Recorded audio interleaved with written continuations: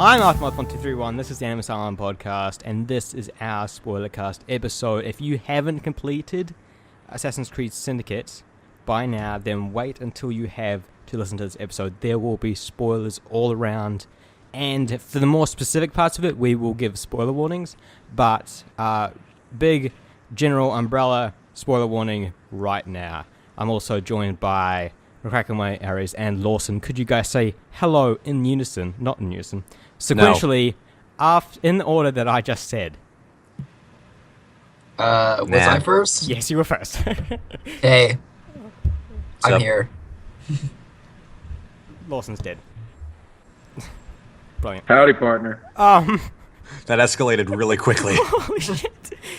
My pop filter's falling down now. Okay, right, let's get right into it. Everything's falling apart. Let's get right into it.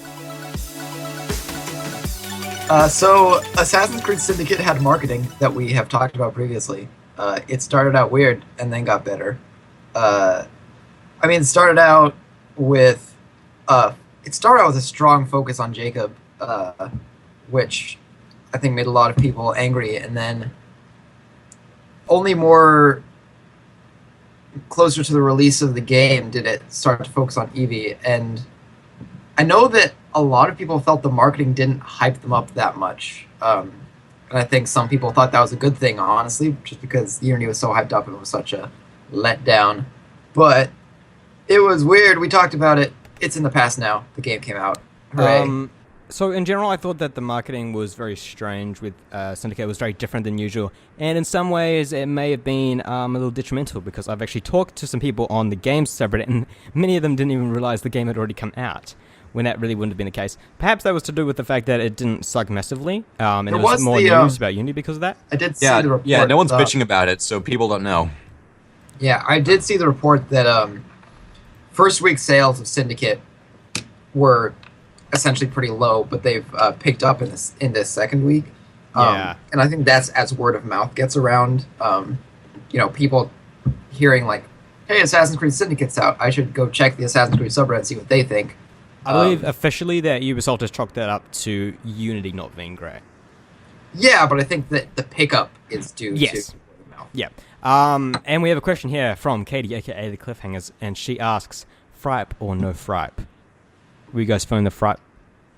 Fripe, yo. I certainly was. Yeah. I was friped. Fripe or GTFO?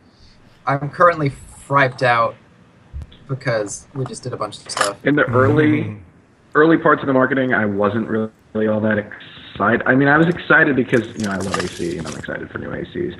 But I wasn't as excited as I was with Unity. And the only thing notable to me of the marketing campaign that merits a pat on the back for Ubisoft, as far as I'm concerned, was when they did that QA testing video as a way to sort of reassure us that, yes, QA testing does in fact happen on the Assassin's Creed series. Mm-hmm. I really appreciated that video, and it was, while many people chalked it up as a calculated PR move, it was an effective one nonetheless. That wasn't even actually QA. That wasn't showing QA. That was showing the community interacting with it at conventions, which is even more rare. That's never happened at Assassin's Creed before. QA happens every year. But thanks for the correction. Yeah, the community playing They were a lot more happen. public about it this year, though. Yeah. They definitely talked about it more. Now, I want to move on to... It was definitely the first time a game was playable at E3, which is something big. Yeah, except for they hammer that all the way through, like, this shit is playable.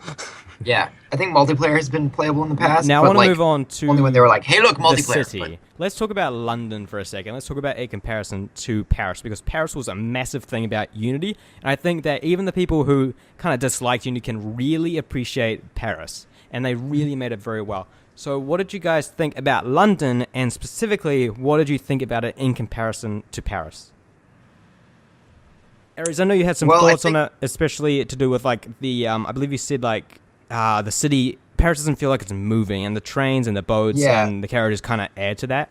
Yeah, so McCrackenway also said this before, but Paris is very much a still life. It is a beautiful painting, a lot of nice gold filters, good art direction for Paris for sure. It's like a still life that people happen to inhabit. Exactly.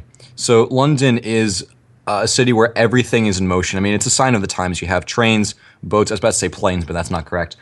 Trains, boats, carriages, and rope launchers. So it's very much a part of Assassin's Creed. It's everything moves. You have cranes. You have the boats going across the Thames, and it's such a dynamic environment. There's so much going on that entire sections of London can be different going back a second time just because there's different stuff going on. There may be a train passing or a boat in a certain part of the Thames, or maybe there's traffic on one road. But it's such a dynamic game, and it looks so natural. But there's so many thousands of lines of code probably that went into it. It's very impressive how dynamic the city it is. Drive on the left. Sorry, I spoke over you. But that was funny. Yeah, it's tricky though. For sure. It's been mentioned on pesky lefty drivers on the subreddit that some people weren't quite used to driving on the left, and I'm actually from New Zealand where we drive on the left, but because I've been in the United States so long, I've actually been driving on the right in London too, which was I switch. In most games, like where you drive around, just follow the I don't line. Stick to a side of the road. It's not because that difficult. I feel like most games where you drive, you're not ever supposed to be a careful, considerate driver for the most part. So honestly, the lane doesn't matter that much. Yeah. My thoughts on the carriages were that like I know that everyone kind of has this tendency to like go in this really arcade kind of style where they're just mowing down everything in their path while they drive through with the carriages.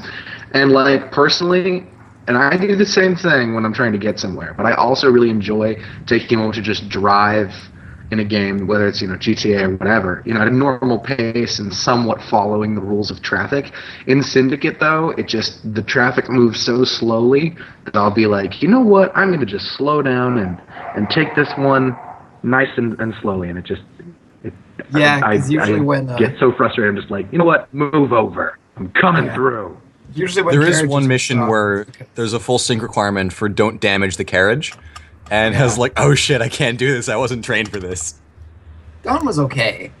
It was fine. Just the thought of it at first was daunting. Yeah. I felt the same thing. But yeah, I thought the characters were really, they really contributed to making the city feel alive. I mean, we don't have to say how accurate the city is to real life because it is, and that's like the standard in Assassin's Creed now.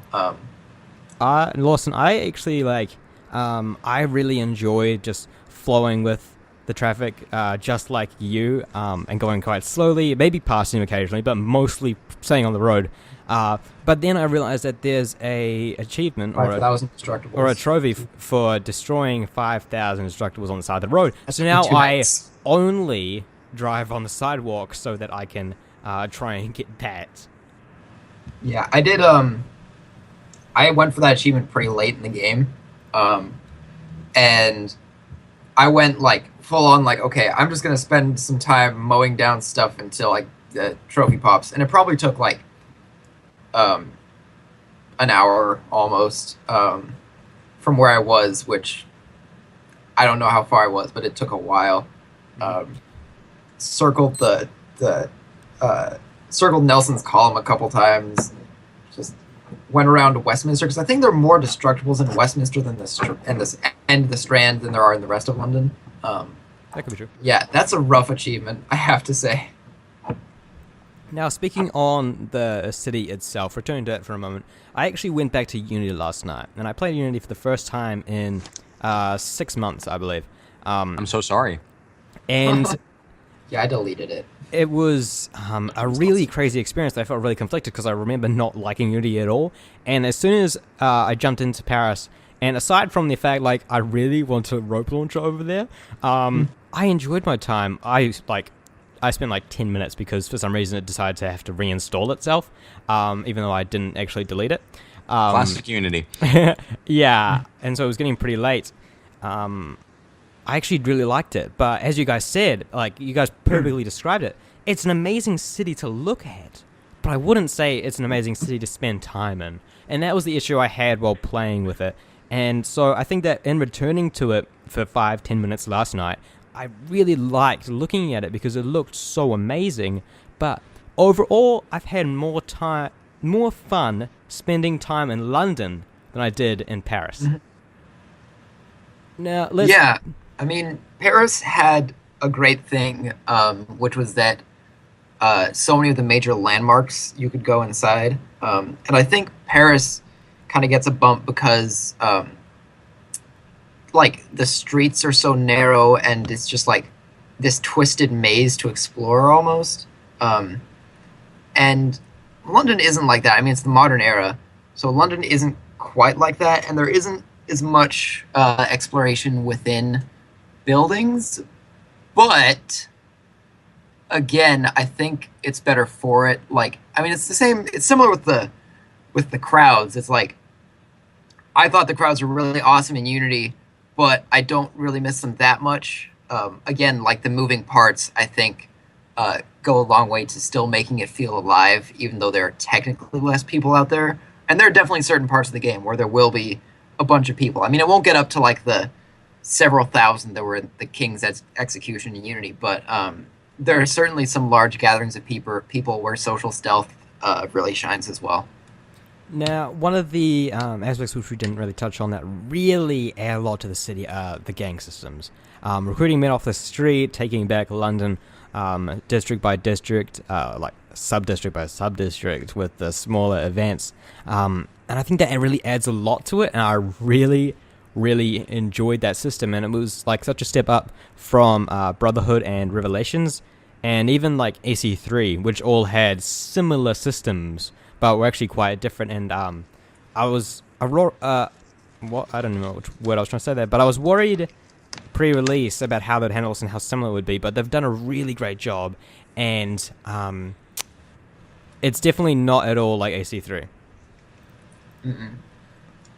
Yeah, I think one thing that I really loved was that the existence of the gang systems really brought back this quality that we haven't really had since AC4, where these sort of situations can arise that are sort of pushed into motion by the game, but overall created by your actions. And what I mean by this is, you can have these moments where you're doing a cargo defense or a cargo hijack, and you have that perk, you call a cart of rooks to come to your defense, and now there's 4 carts on the street, and carriages, I don't know why I'm saying carts, I don't know what's wrong with me, and you're all sort of fighting each other, the carriage gets overturned, you're all out in the street, guns are firing, and it's all this crazy commotion that only would have happened based on the things that you did.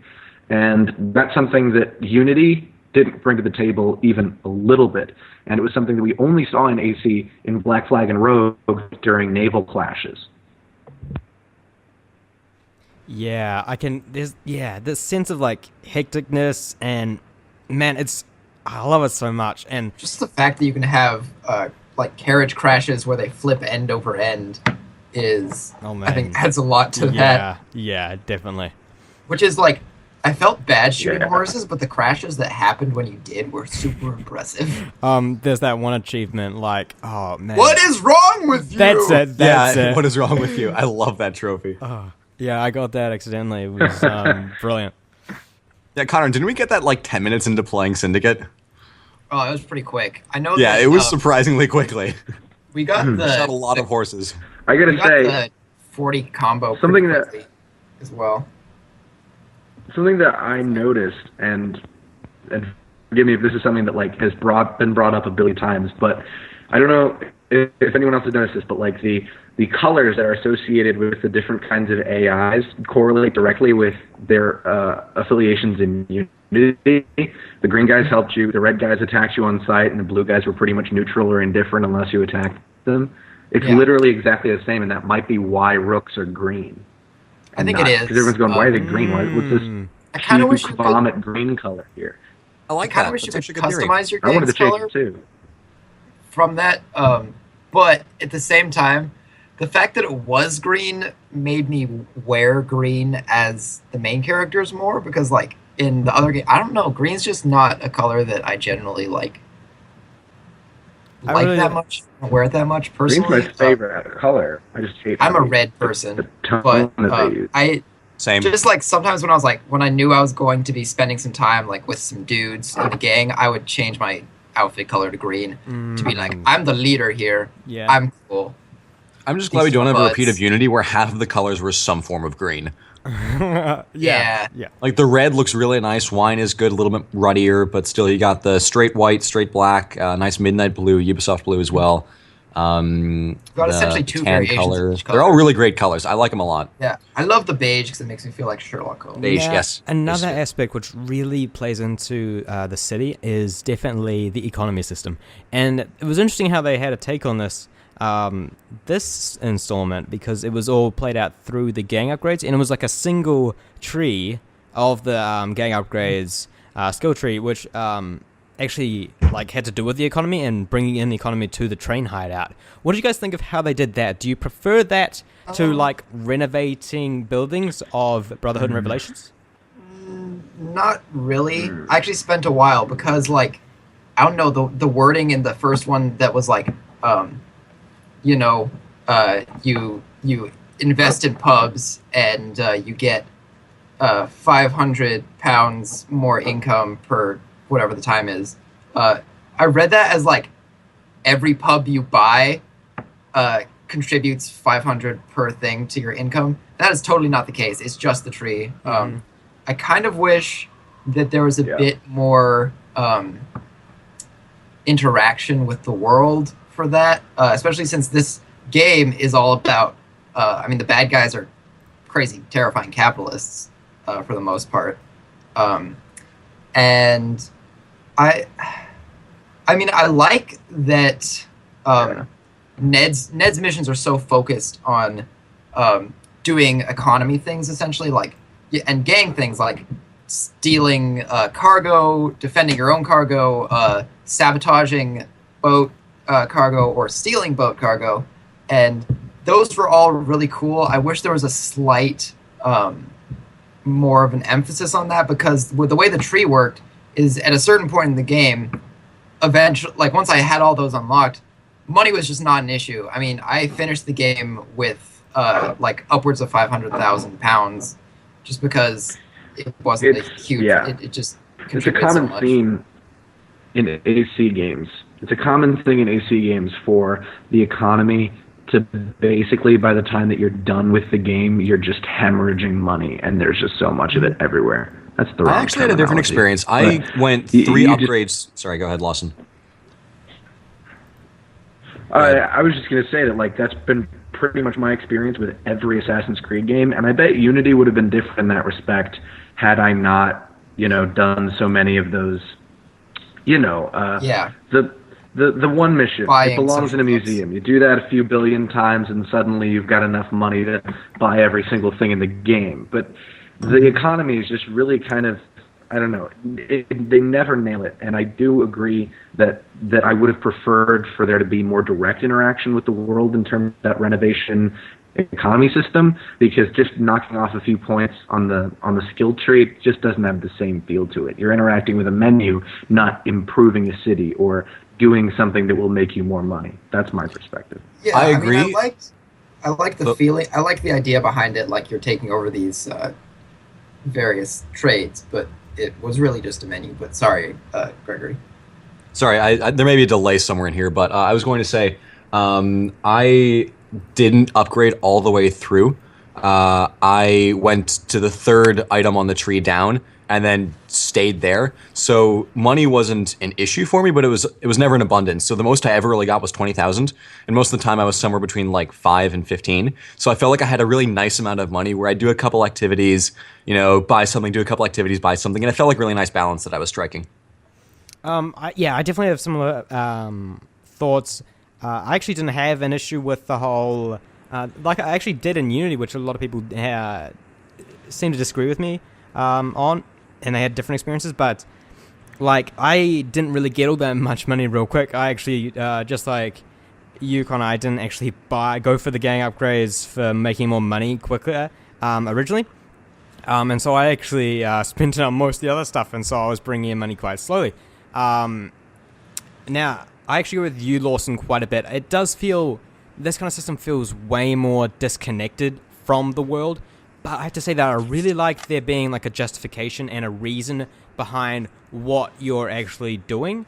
Like they have the little blurb and the description. If you read the descriptions. Yeah, exactly. If you read the descriptions, then it has an explanation of what you're doing. And so that kind of redeems that a little bit, but it's not quite the same as walking around and renovating individual shops although in Brotherhood and Revelations it doesn't make much sense that every single shop in the city is like boarded up, how does the city continue to survive like that? Because Templars are fuckers.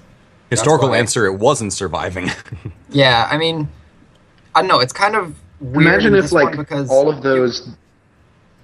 I mean, in the past ones, you would kind of go with like Templar oppression. You know, they shut them down. In this one, it's like, well, the Templars have hands in all these industries. It's not like they have a direct power to like shut things down. They just control everything. So, I mean, from that point, like the descriptions make sense because it's all about capitalism and getting in on that through crime. About the Templars owning. Sorry. About the Templars owning everything, one thing that I noticed in the very beginning is when you're on the train in the Jacob mission going out, you see, as you're getting out of the town, a giant banner that just reads Starrick. I'm like, that sets the tone really well, because not only does Starrick control London, as you see all the signs, downtown, City of London later, you see that his reach and the Templar reach expands way out into, Crawley or whatever it is they start with. So a very nice little detail that made me feel like, oh shit, this guy has power. Now, let's move on to what we really came here to talk about. We came here to talk about the story. Now, first, we're going to talk about the individual characters, but let's talk about the overall plot. How did you guys like the plot? A lot of people have described it as simplistic, which I would kind of agree with, but I really like the... It's not a bad thing, though. Yeah, exactly. I really like the execution of it. So, Right. What did you guys think? I mean, Aries made a pretty good point a while ago. I think it was on one of the podcasts that it's a story focused not so much on events that happen, but on the characters and their interactions. So it's less about like, oh my gosh, crazy twist. It's more about like seeing these characters grow. And I mean, it's a classic literary thing. It's called Bildungsroman. It's the hero story. You go on a journey and you grow as a person. And I really liked that. And I mean, also, I kind of liked, I felt like it's a pretty simple plot. It's like we are constantly becoming more powerful and winning more, essentially, by killing everybody. But it even though there's not like major twists, at least in the historical part, I really was compelled to keep playing so I would see what the characters were doing and where they were going. To me, I had a theory a long time ago about how it related to the plot of the Aeneid, and most of it holds. Obviously, Greenie doesn't die, so that last bit, my addendum, fell through. But I would have been really sad if Greenie died. The general, I like him alive. I'm glad I was wrong. But the general trend of these two characters have very different goals, and because they are torn apart by what I would hesitate to call destiny, but their mission basically that they have to do. Evie has to get the shroud and fulfill her duty to the assassins. Jacob has to go through and just tear up London.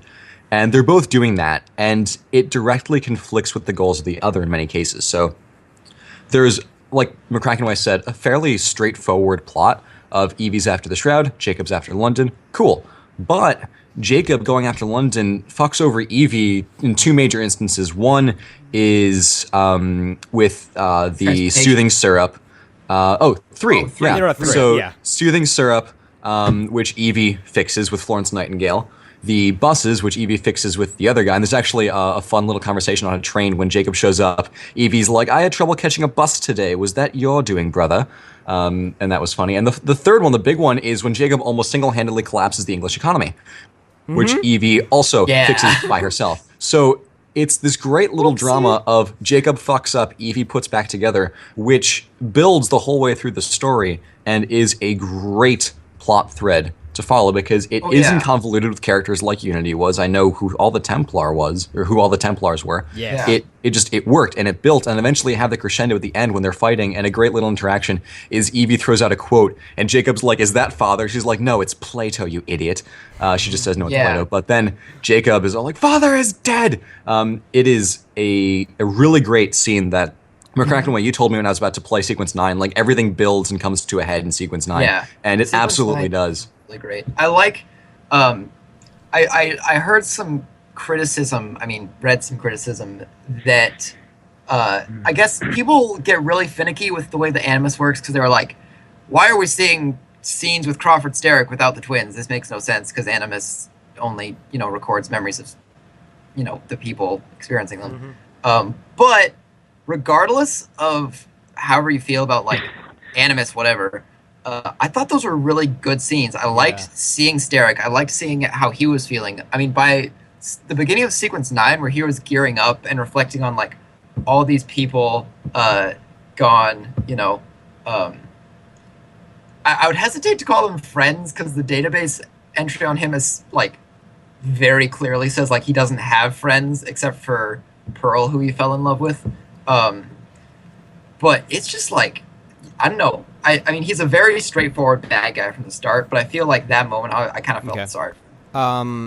Yeah. My about the scenes with Steric, I can fix them for you, all you people that really enjoy the Animus justification for everything. And we have Steric's DNA, so the assassins then intercepted within Jacob and Evie's memories these little interludes to better understand the motivations. There you go, I fixed it. Lawson, what were you saying? Well, yeah, I was just going to posit that, right, first of all, I really enjoyed the story based on how focused it was. There weren't a billion extraneous elements that never go anywhere like Unity kind of had. That being said, I'm going to focus on a couple of the problems that I had with the story just because I don't want this to be a whole outpouring of positivity when there were problems. I think the main problem for me is that these characters have real potential for arcs that don't really get explored. Evie has a lot of contradictory feelings about Henry, about should she support him because she really likes him and admires him, or should she, put the mission first. And I don't know, I kind of felt like there needed to be some elaboration on that because it was there, but it wasn't clear enough. I felt like an average player could be forgiven for completely missing the attraction between Evie and Henry for some reason. And maybe that's just me being oblivious to subtlety or whatever. I'm sure there's a good response to that. But that was a problem for me. And my other thing was that I really loved the idea of Jacob ruining London in his actions to try and save it, only for the end for him to realize that he really messed up. And all this, it really kind of didn't happen because they went for having Evie clean up his messes every sequence. He does an assassination in sequence 3 or whatever, or 4, and the next one, while he's doing the next big major mess up, she's cleaning up the mess from the last sequence. And while that was interesting, when it was first kind of hinted at, alluded to that was going to be the case, I immediately had this idea, this vision in my head, that we were going to get to the end of the story, and they would be basically standing in, not really obviously, but kind of London's ruins. Like they've literally messed everything up in their attempts to take over Steric, and there's kind of this lesson learned that maybe it's not entirely all about assassins versus Templars, people who need the PoE, whatever. It's maybe sometimes their actions don't actually benefit the city, and they've really hurt the people that they were trying to help. I was really hoping for that kind of, super deep emotional ending where they're very conflicted about what they've done, and it ends on a very bittersweet and uncertain kind of tone. They kind of just went for the Evie cleans things up and then there's a big happy ending, and it was good, but I still had those kinds of thoughts, and I couldn't help but feel a little disappointed as a result. Speaking on the overall plot some more before we move on, I really liked meeting the historical characters within the story and not just within the side missions. And one particular instance stood out to me massively, and that was meeting Prime Minister Disraeli, his wife, and their dog, Desmond. Desmond, the corgi, and the purse. Oh my god, favorite character of the entire game. That expanded triumphant return Desmond to the series. Desmond is back. Did you see the database entry on him? Yeah, definitely go check out the database on him. Rebecca's like, I think Sean's in the other room crying. Sean, no. That whole little Sharks. arc with the Disraelis was just so amazing. And, Brilliant. That actually reminds me of one little thing that's a little detail that I really like, is that in the database, when you learn about some big event that's going on in the larger world, then a piece on it actually it gets inserted into there. Like there's a piece on the Crimean War and the Corrupt Politics Act, I think it was, which Disraeli was talking about at the time, because that was an important thing that was happening at the time, and it was really great. And the Miss Disraeli and Desmond section was really great too. Speaking of the Corrupt Practices or Corrupt Policies Act, I liked how it was played as a reaction to one of Jacob's cock-ups. Yeah. It was, just little things like That was that brilliant. make it feel like your actions have some kind of weight, even though in the grand scheme of history they really can't. Yeah. And I did like that feeling. I mean, Evie's fixing all of Jacob's messes, and I think the reason why it wasn't Jacob cleaning up Jacob's messes, like LWS Rocks was saying would have been better, is that, I don't know, I think it's good that you see that there was a mess, and I think that the reason that Jacob didn't get to clean it up because they wanted to build tension between the siblings for the beginning of Sequence 9. Although, I will say, I don't know, I feel like this is in all video games as well, that storytelling can be a little shallow, so there possibly wasn't as much weight to that conflict as there could have been. But as far as Jacob's character arc and him realizing that there's, that he's not, he's actually creating bigger problems sometimes than he solves. I mean, Sequence 8 with Roth and the Alhambra burning, I think, was definitely set up that way. And we'll talk about that later. It's really great. We'll talk about it. Yeah. But one last thing is, I think to the point of Jacob wrecking shit and not fixing it, is that's not really his character. He sees, I made a mistake. Okay, I'll move on. I'll try to do better next time, and he won't. But it's not in his personality to fix it. It's in Evie's personality to fix it, and I think it played well. While some people might see that as a fault, I actually do see that as an advantage to the story. I didn't want him to fix it. I didn't want him to fix it. I just wanted the fixing to come later after everything is fucked. Instead of just having him break something, then fix something, then, I mean, not him fixing, but her fixing. He breaks, she fixes, he breaks, she fixes. It would have been more satisfying to me if, like, he just keeps breaking things, and at the end, not really at the end, but maybe at the end of Jacob's arc, they kind of go, oh my god, we're ruining London. And that's when Evie makes her efforts to fix things, and Jacob continues his hunting of, Roth and Steric. That would have been more satisfying to me to have a character moment of, like, where it's like the realization that everything we've done has been bad. Yeah, on a less personal scale than AC4 as well. I could have seen that. Really the way they kind of reason I had in my head, totally unfounded, but like for the final sequence, I really had these images of like London in flames, like first Civ tech raining down fire from the sky, and I don't know, like that's one thing I liked about AC1 is that you saw this.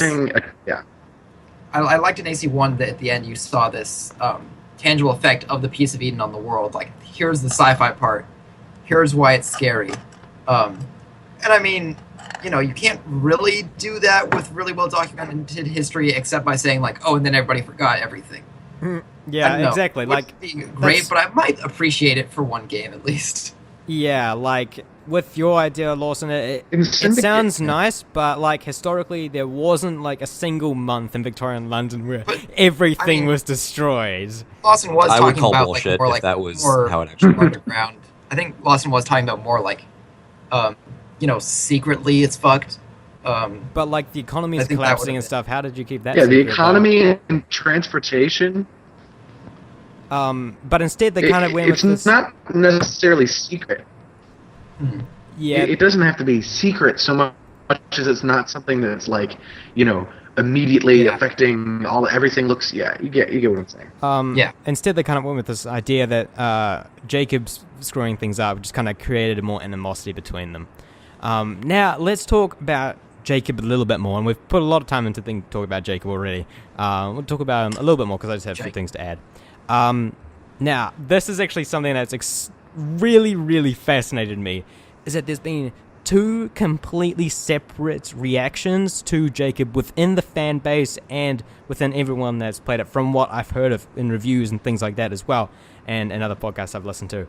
One half thinks that Jacob is this charming British fellow, okay, and the other half thinks that he is a smarmy prick, and I love this difference. It's so cool. There's no reason he can't be both.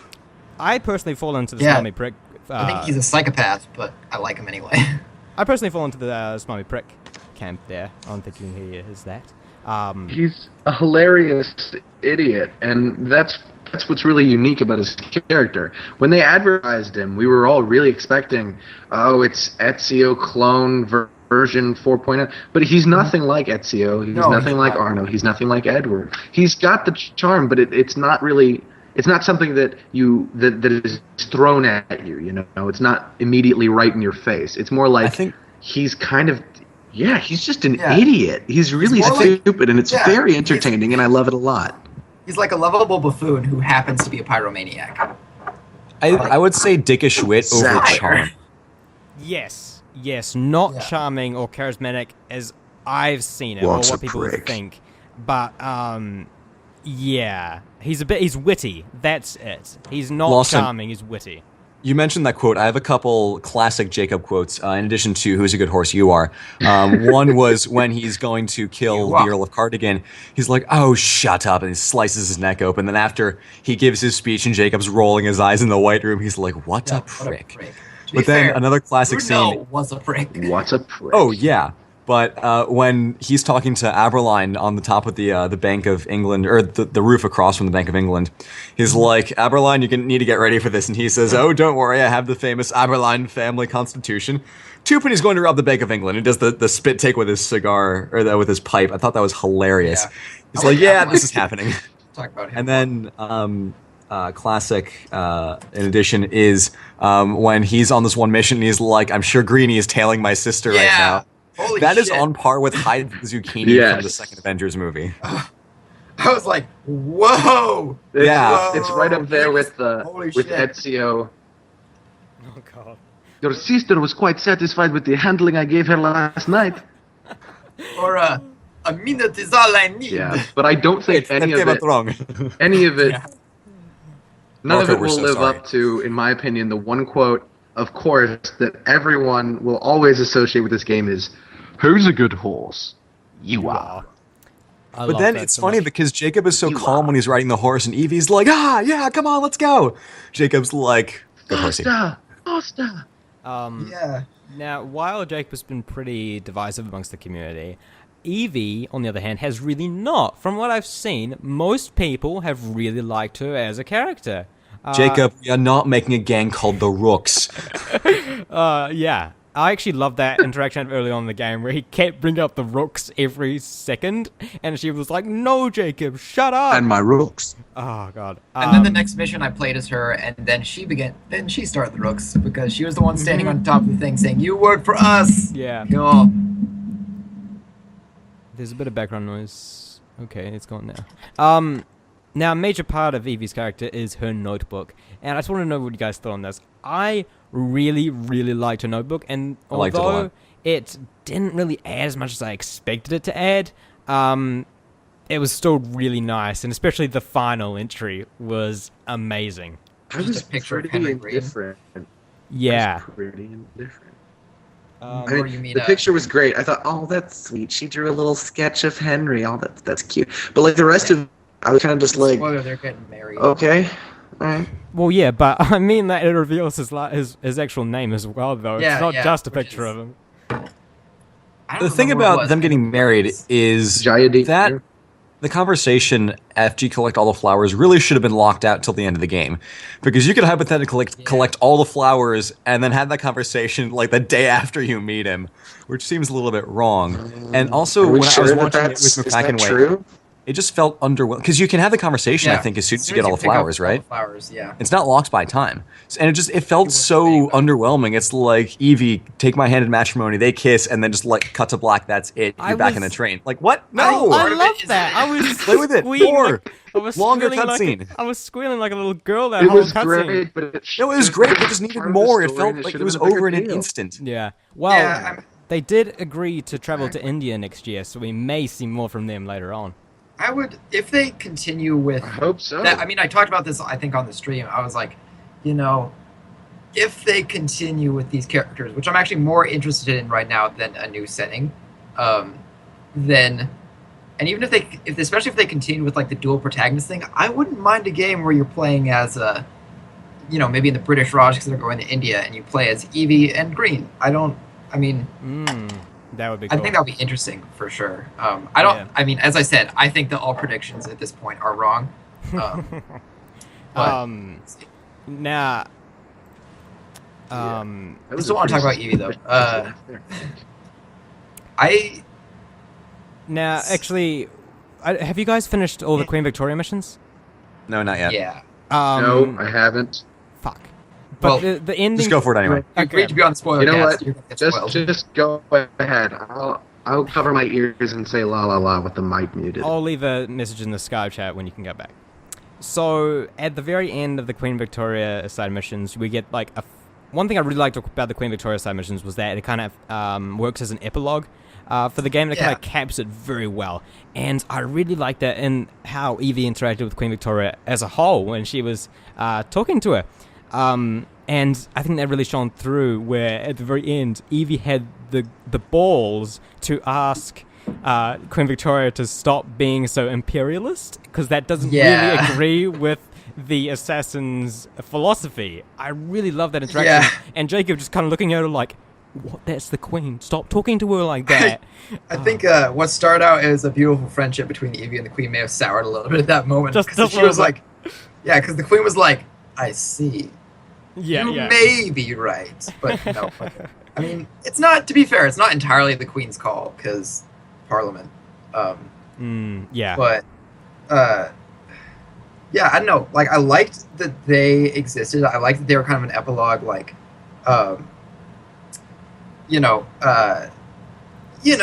Templars obviously don't give up. But for some reason they're trying to blow stuff up, which honestly, like, I thought that was interesting. There was a lot of things blowing up in like the trailers leading up into the game. Almost all the explosions are in those last 4 Queen Victoria missions. Yeah.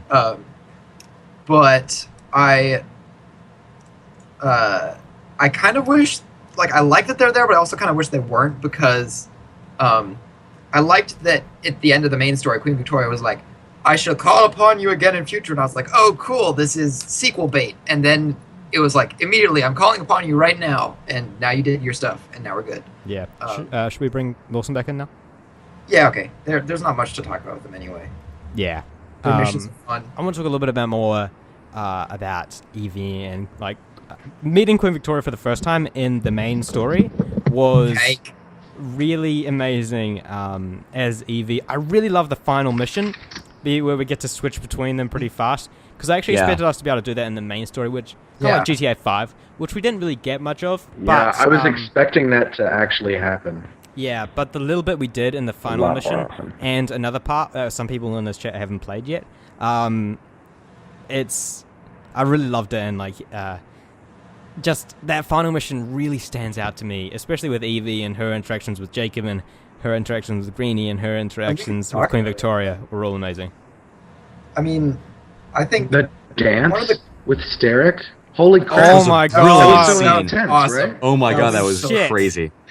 Sorry to step on you, Connor, but seriously, that was brilliant. I mean, that right there was exactly the kind of thing that I was really hoping for in this game, and was really glad that we got. You could see the tension in their faces. Evie was giving him a death glare the whole time, and it was awesome. Yeah, I loved Steric as a villain. Honestly, I mean, we'll get to that in a second, though. Yeah, I mean, but one thing I wanted to say is that, at least for this game, with these characters at this point in their lives, I think that the thing where you only play as them together in the last mission kind of makes sense, because a lot of the story is the conflict between them as they kind of see each other's effects on the world, building up to this finale. That's a really good point. Suddenly they work together and it's great, and then that's the arc, is like the sibling conflict leading into learning to work together and kind of they talk about their father a lot, like holding on to some things of the past, but also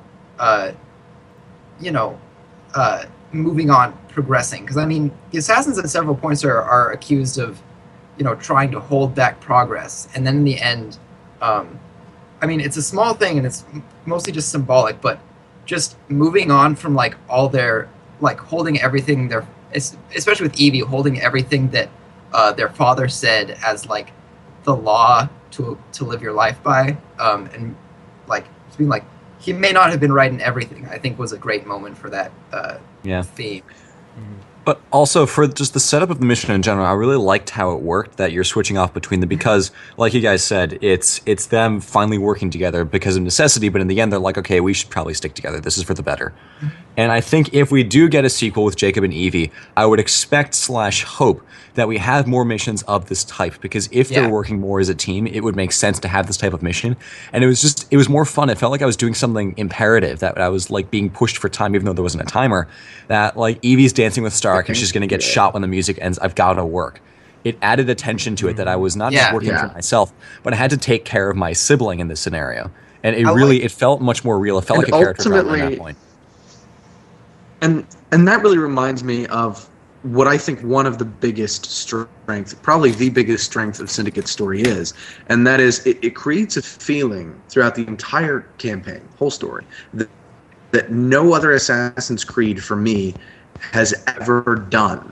And that was that I really, really, really wanted to keep playing for no other reason than that I wanted to see what would happen next in the story. It was the video game equivalent of a page turner through and through. I wanted to see what was going to happen next in a way that not even my favorite game up until this point, Black Flag, did. Black Flag was great, but it wasn't a page turner. None of the other games, in my opinion, are page turners in the way that Syndicate is. You're right. I agree. Yeah, Black Flag was a go explore the open world game, and Syndicate is that as well, but also like this is a compelling story with compelling characters. And I think that's the main distinction when people say the story is simple, whatever, is that really it's not, it's only simple in terms of plot. It's really complex in character. Exactly.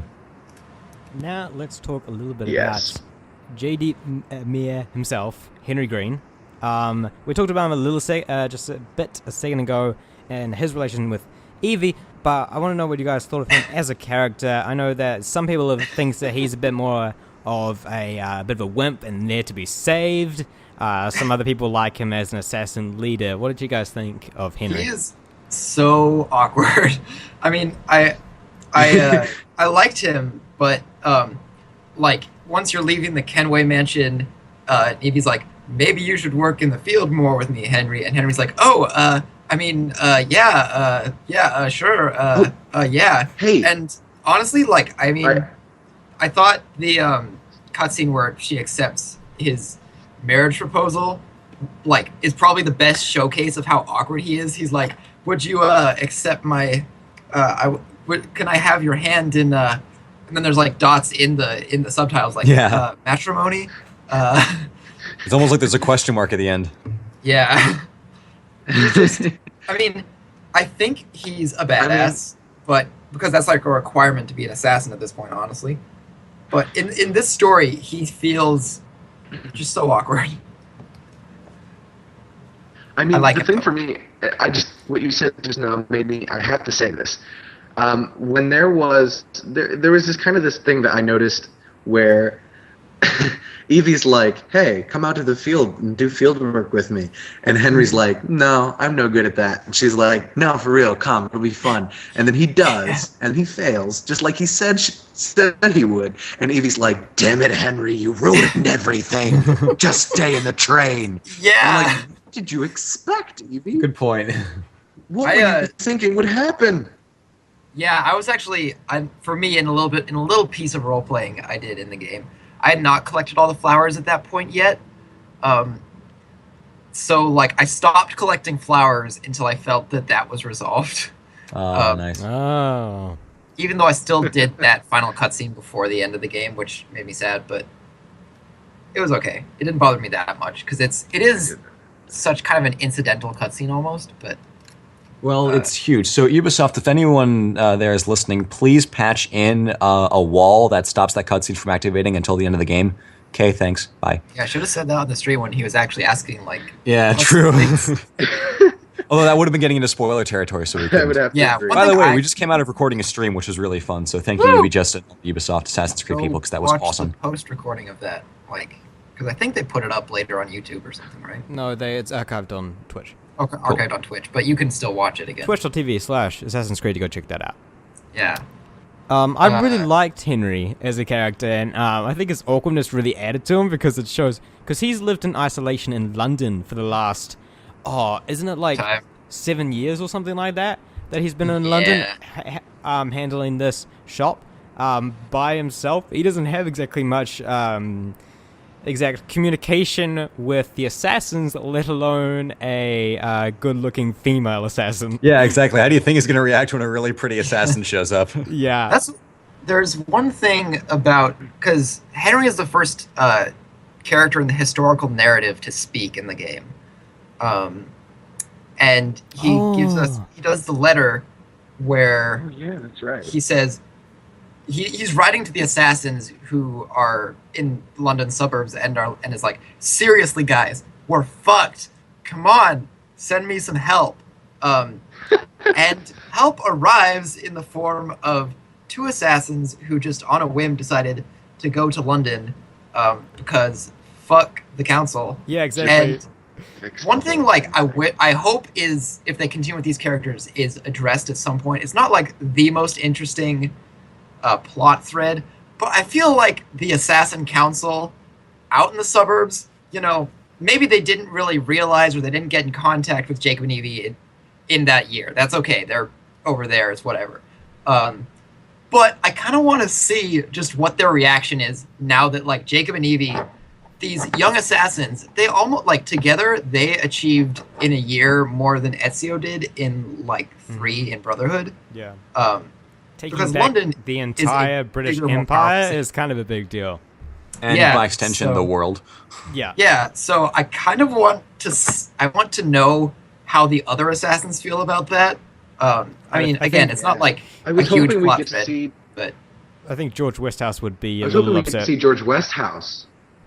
Yeah. yeah, he showed up once, sadly.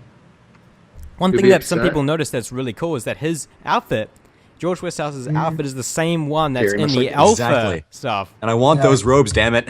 I think that's just a nod. They're just like, eh. Is it the same one? Because the colors It is look pretty very much the same. different to me. It's similar. the colours are it's- similar. The style was similar. I think the It's style got is the that same. fast look to it. I think the style I think the style's the same, but the colors are different, just slightly. But I think it is a But bit it of a definitely nod. does harken back to what Edward's robes look like. Mhm. Yeah, For Some sure. some people were saying that that And- must have meant that early on in development we were playing as George Westhouse, and I'm not sure that's true, I don't guys. think that was true. seems I think you- that seems like a leap in No. logic to me. Yeah, I think that.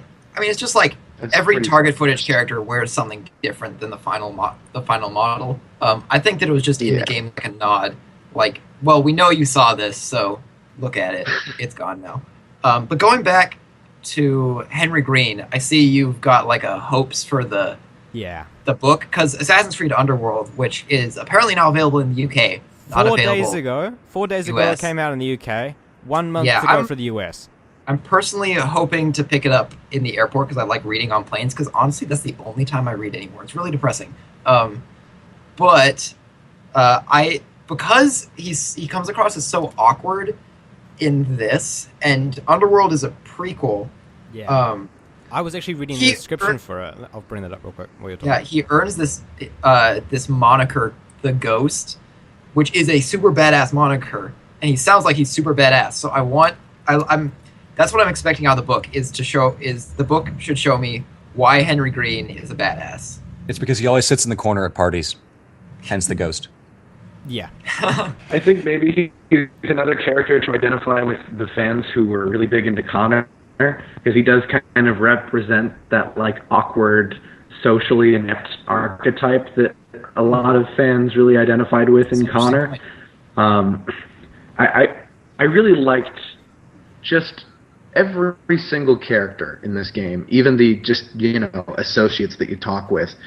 They all have their own sort of unique feel to them. They have character traits that are evident, whereas in Unity, every single one of those council members was completely replaceable to the point that when Greg and I were writing Legacies, we couldn't keep their names straight. Our first draft had Bailey Oh my Eyre god, we had to listed under a replace completely every single different character name. with someone else. Yeah. Sorry, I was talking over you, Lawson, but Because exactly, it was they were so inconsequential. They were so unmemorable. And here in Syndicate, they're just, you do remember them. Yeah. The same way that you remember Ezio's family, even though they're only in the first sequence and a half of AC2, because they're characters and they have emotional impact on the story and they're memorable. It's just, the characterization in this game is close to flawless. I love it. So here's the description for AC Underworld. 1862, and with London in the grip of the Industrial Revolution, the world's first underground railway is under construction. When a body is discovered at the dig, it sparks the beginning of the latest deadly chapter in the centuries-old battle between the Assassins and Templars. Deep undercover is an assassin with dark secrets and a mission to defeat the Templar stranglehold on the nation's capital. Soon the Brotherhood will know him as Henry Green, mentor to Jacob and Evie Fry. For now, he is simply the Ghost. I will point out that discovering a body when digging underneath London is not that big a discovery because it is literally packed to the brim with dead people. I'm pretty sure it means that body But was like- more important like a recent though. dead body. No, I think that means it's likely a high assassin body, or high Or a Templars, something. or or it has a POE on it. I don't think it's a regular body. But I mean, But yeah, just London is. think about literally this. Like, I haven't read all the books, so I may be speaking entirely out of my butt. But like, correct me if I'm wrong. Is this going to be perhaps the first book that really doesn't have anything to do with the events of the game? It's entirely tertiary to the main plot. I would expect that you Because get even a in little Unity bit, and Forsaken, yeah, I would expect you get a I little thought in bit Unity of and his Forsaken that- perspective. I'm gonna predict you get some of his perspective at least on Syndicate's events. Yeah, every game, because every this whole book's- thing about the ghosts, and he's finding this body, it sounds like an entirely separate story, potentially years earlier. I was personally expecting for Underworld to be mainly about the events of Syndicate, with lots of stuff about Henry's perhaps childhood in India. I don't know, maybe not. Something to do with that. Instead, it is completely being sold as a totally self-contained story from what you read in that description. It would be fair to expect that it involves Syndicate's events, but like, if I was just looking at the description of that book, I would not expect anything to do with the story events of Syndicate at all. I think, at the very least, the events of Syndicate might be briefly summed up in like the epilogue or something. Yeah, just similar to Unity, I think, would be what we expect. Now, I looked up, I wanted to know what we can expect from this, because you're drawing a lot from the description, Lawson, and so I wanted to see if the description gave us any indication of what we had to expect in the past with Forsaken and Unity. And Forsaken's description on Amazon is literally just the synopsis for the game, and for Unity, it's actually a description of Unity the game as well. So, Underworld is actually maybe I'm right. Yeah, exactly. Yeah. Underworld is actually quite a bit more in-depth description than what we've had for these books in the past. Mm-hmm. And that would be an interesting trend to see if instead of just XYZ characters' influence on perspective of the story, we actually get new, completely original self-contained stories in novel form that have character or other tie-ins to the main series game. That would be a really interesting and creative way to expand the extended universe of the series. And I'm really excited because I'd like to see how he goes from someone who's clearly well-versed enough in field work to be given a badass nickname for his immense skill in stealthy field work to the character that we actually see in Syndicate. So I'm excited for this book. Yeah, I'm definitely excited. I really like the sound of his title, The Ghost. It definitely makes it sound like he's probably going to be doing what, more realistically, you might expect assassins to be doing. More realistically, the assassins probably wouldn't be taking over entire cities all gung-ho like that, and the Templars probably wouldn't know their name. It sounds more like he is just harassing and making it difficult for the Templars to go about their daily business, and so he's become known as the Ghost among the Templars. Maybe. One thing with the body, I think it would be interesting to have, because we've had the last two games a little bit of a focus on mysteries, the side content, I think it might be interesting if the book was basically read like a mystery novel, with Henry Green as the detective. I don't know, just going off just the body thing, because I was thinking like bodies washed up in the Thames or whatever, but that's probably way off base. And we've been talking about this for a while. Let's moving on. The Templars. What did you guys think of how the Templars were used in game? I know that two that really stand out to everyone is Roth and Starrick. But what about everyone else? Could you tell me and could you tell the audience what you guys thought about the other Templars, not just Roth and Starrick? I'll go. Ferris doesn't really remind me. Brewster, I thought, was kind of cool how he was this mad scientist with the well, not really mad scientist, but yeah, he is also not Attaway. What's her name? Thorne is like, you figure this shit out, man. And he's like, I don't know, and she's like, do it. And he's like, okay, fine. So he is like, I should not do this, but well, Templar lady says I gotta, so I'm gonna do it, and he ends up blowing it up. Elliotson was just ripping out a man's brain, which is fucking terrifying. He wasn't set up very well, but his mission, I thought, was really well done. Reminded me of the surgeon in BioShock. I like how if you do the unique kill, after a certain point, he's like, wait a minute, cadavers don't have boots. I was thinking the exact same thing. Yeah, that's super cool. I was thinking the exact same thing. It definitely reminded me of, Steinman, J.S. Steinman in BioShock 1, because he's got that same sort of mad scientist vibe. I just love the tone of like, it appears I've ruined the organ. Yeah. Yeah. I was almost playing for humor in the story trailer, and like in the game, it was not humorous at all. No, not at all. The thing with the difference between those two, BioShock guy and AC Syndicate guy, is that the guy in BioShock is like, oh, I'll make them all perfect, kind of like those of you who played Professor Arkham Knight, Pig, yeah. But this guy, it's like it's all for science. He's all about science, and the methodology is not important. It's about results. Yeah, he's a bit in like he lives in a weird time for science, especially anatomy, because I mean it's still kind of part of. I mean, it's the Industrial Revolution. You kind of get another boost to the scientific revolution. So there's a couple sciences that are now totally not credible. Nobody believes them anymore.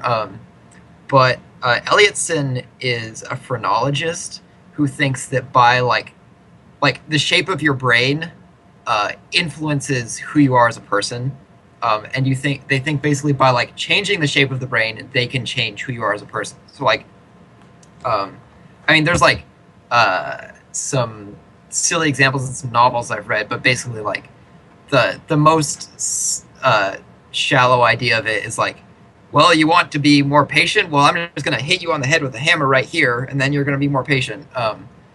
But he's also weird because even if he was in a more credible science, all the stuff with anatomy is really hard at this time because it's hard to get your hands on dead bodies.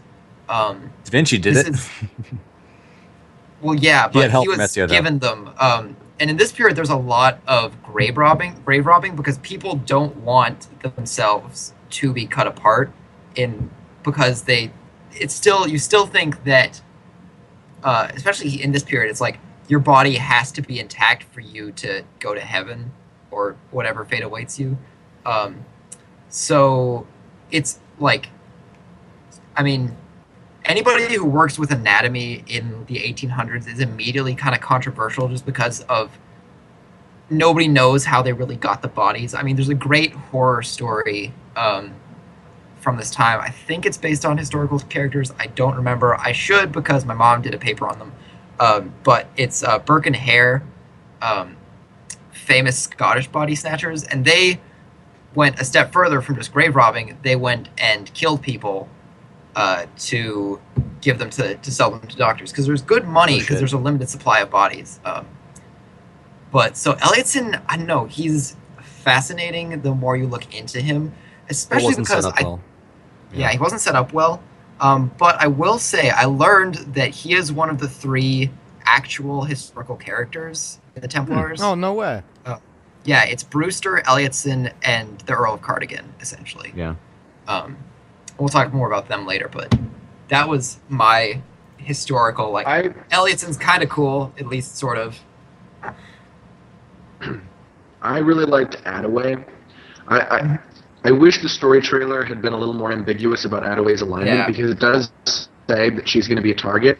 So as soon as I meet her, despite the fact that she's portrayed in the game initially as an ally of yours, as someone who's going to help you, you still know from the trailer that eventually she's going to be your target. And that was disappointing to me, because I made the mistake, unlike others who watched it once. I watched it maybe 15 times, so I remembered all of the names, and I remembered every line.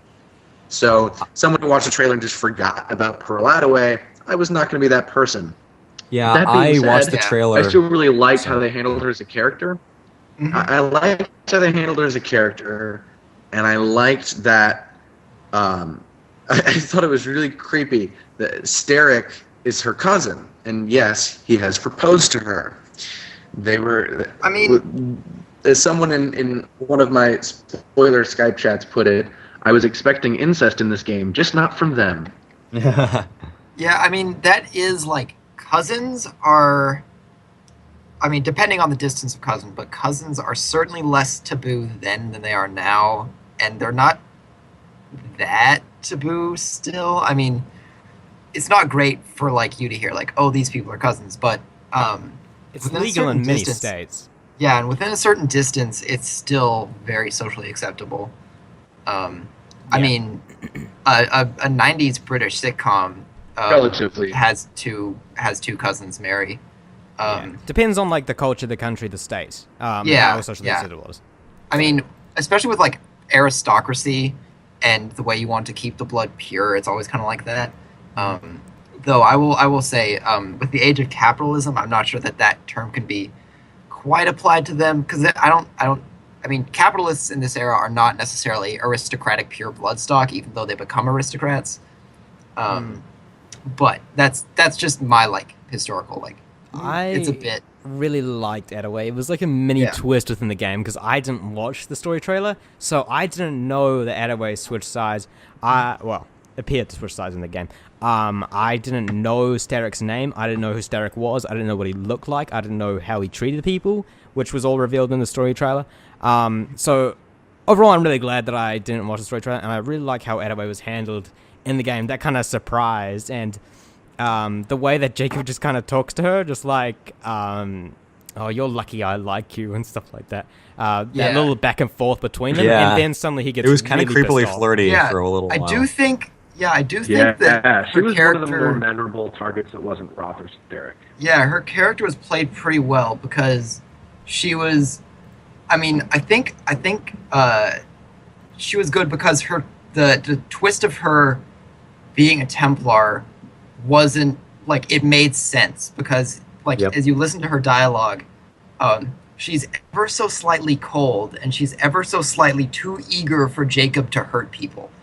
It's almost like when you go to you have the mission to assassinate Milner, in the carriage, she's almost immediately you've got to go kill him, does the steeply fingers almost. It's well, she was creepy.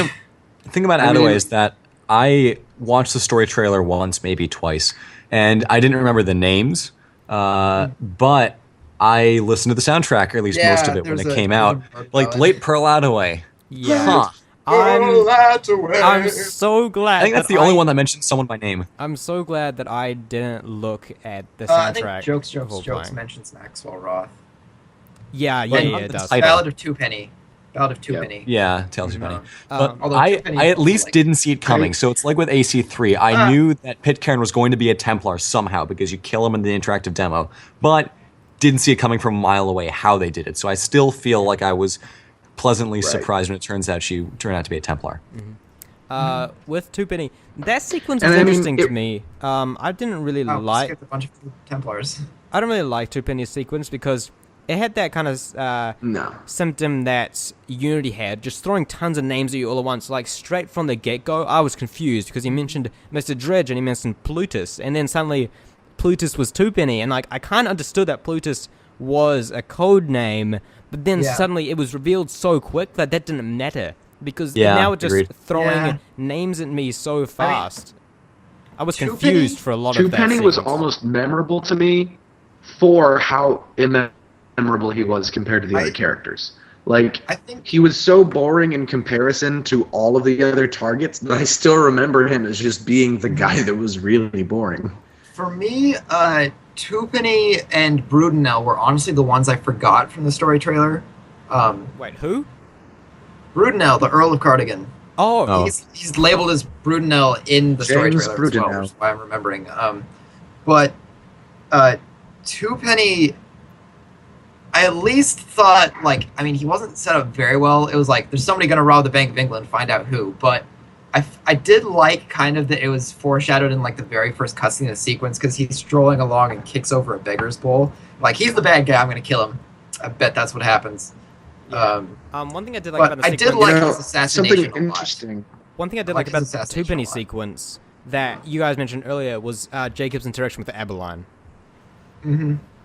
I liked Yeah. Aberline in general. I liked that he continued through the story. I mean, It's great.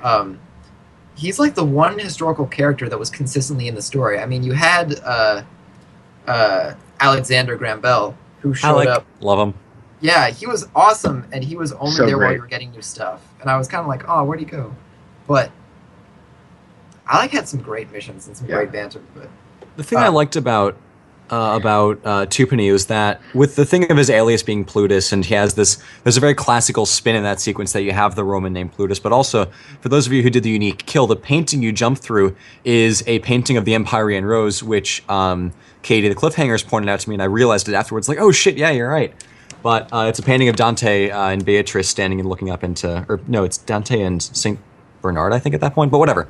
And what I like about the sequence is you got all the Roman stuff there, yeah, cool, but it's trying to unmask the conspiracy, and you're trying to get to who this guy is, and you don't have that anywhere else in the game. So I like that you're trying to uncover something. It echoes some of the earlier games where it's like the Spaniard, who is this guy? You're trying to figure out this conspiracy, and I like that little element snuck in there since it wasn't anywhere else in the game.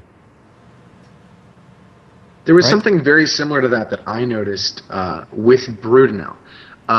There's the mission where you go to that slum, Yeah. with Disraeli's wife. Did you guys see that too? Beth Disraeli. Okay. You guys saying Brudenell just made me realize that his codename B means Brudenell. I just thought his name was Earl Cardigan. Dude, You thought his name was Earl Cardigan? Holy crap. my God. He's the Earl of Cardigan. Yeah. Oh, I knew he was the Earl of Cardigan, hey, but look. for some reason I associated that being his name as well. I understood it was a title, but I don't know. I forgot he had an actual name too. Yeah, so he's a real person. I was wondering today. okay. I was actually wondering today. That's funny. What does B mean? Why did they choose B to be his code name? I thought it was going to be an initial, and it wasn't, but it was. Yeah, he led the charge of the Light Brigade. What happened was that I noticed was in the slum. Okay, you're walking through there with Disraeli, Marianne Disraeli, and at this point, I know that the target's name is going to be James Bruden now because they've described him as wearing a cavalry outfit, and they've said that his last name is B. And I watched the story trailer, so I knew that there was a Brudenell with a cavalry outfit, and I put that together myself. But as I was walking through the slum with Disraeli, there's this big poster on the wall with a man in a in an outfit that is cavalry inspired. Only this is not a man who looks like Brudenell. He's a pudgy guy. His cavalry thing is red, and he's got these massive sideburns. But the name Brudenell is written right above him on the poster, literally as she's describing the guy that you're going to have to look for. It's something that I'm guessing anyone who hasn't heard me say this just now will be posting about on their second playthrough of the game. They'll be like, I just noticed the name Brudenell on that poster as I was walking through the slum.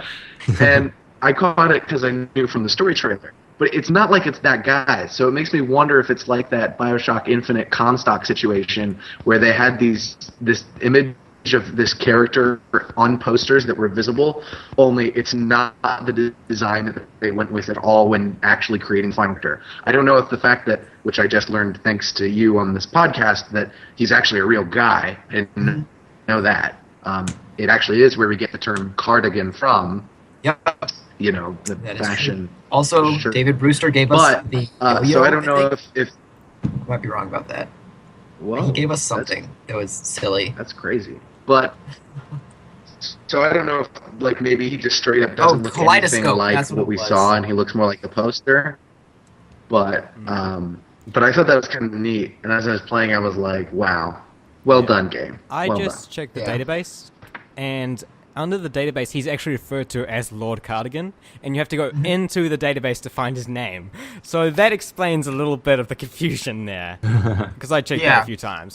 First name Yeah. Lord, last It name was Cardigan. only because of the story trailer thing. I was a little confused because I knew actually in that sequence it was going to be Brudenell, but everybody kept talking about the Earl of Cardigan, and I was like, what? Yeah. Right. Who's next? Are we talking about? Pretty Should've done sure that the research. assassinate screen says assassinate the Earl of Cardigan too. Like I don't think Yeah, it it does. says assassinate Yeah. James Brudenell. But I didn't know his name was Does it? Brudenell until later. am I totally wrong? Earl Yeah, of Cardigan. I think No, it does you're say right. Earl of Cardigan. What Now, was I right or was I wrong? You're you're right. Okay, cool. Now, this next target is easily one of the most memorable from the entire Roth. game. Mr. Maxwell In the Roth. series. In the series, I say. My In the notes series even? literally just say Maxwell motherfucking Roth. He is... Oh, man. He's such an interesting character. Oh, so man, so I great. changed the dock. It now So says great. Maxwell motherfucking Roth. Do we course. even need to go into detail? I think Like, that's... doesn't Yeah. everyone who's listening to this just nodding along, going, "Yeah, He speaks for I think himself. Roth was There- awesome." If we address one thing at all, I think that his very last act of his life probably should be discussed. So, just Connor, 'cause- Give it to us. Yes. He I will. stalks elaborate. Jacob full on the lips, right? Yeah. Which I thought was a really powerful moment, honestly.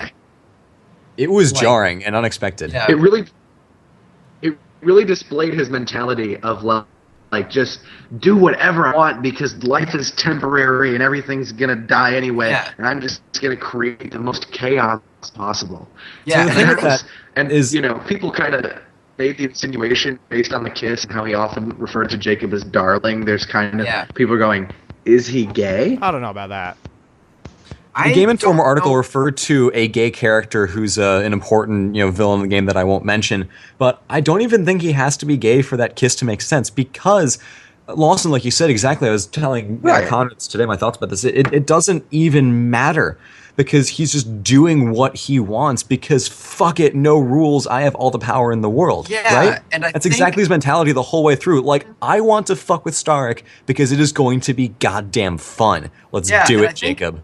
He is easily the most, like, he is the character that I find the hardest to pin down, honestly. And I think that kiss at the end, it makes me question, like, is he just crazy all the time?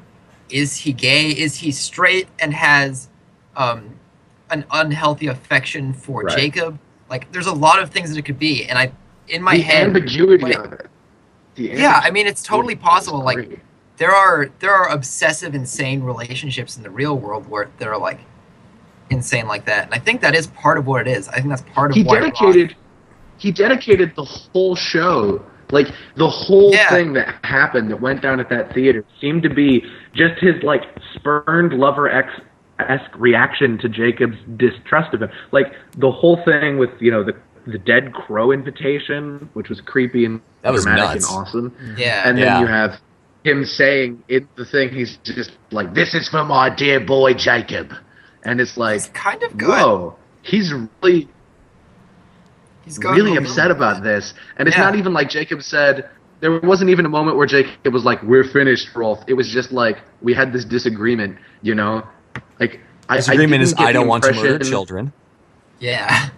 Like, right. I wouldn't say that yeah. he's, like, you guys are saying like the ambiguity. I don't feel there is to me. Like, there's, to me, maybe I need to replay it, but like, to me, really? it definitely didn't seem like he was gay to me. He seemed like a showman, and giving that kiss at the end really added a lot to the show of his death.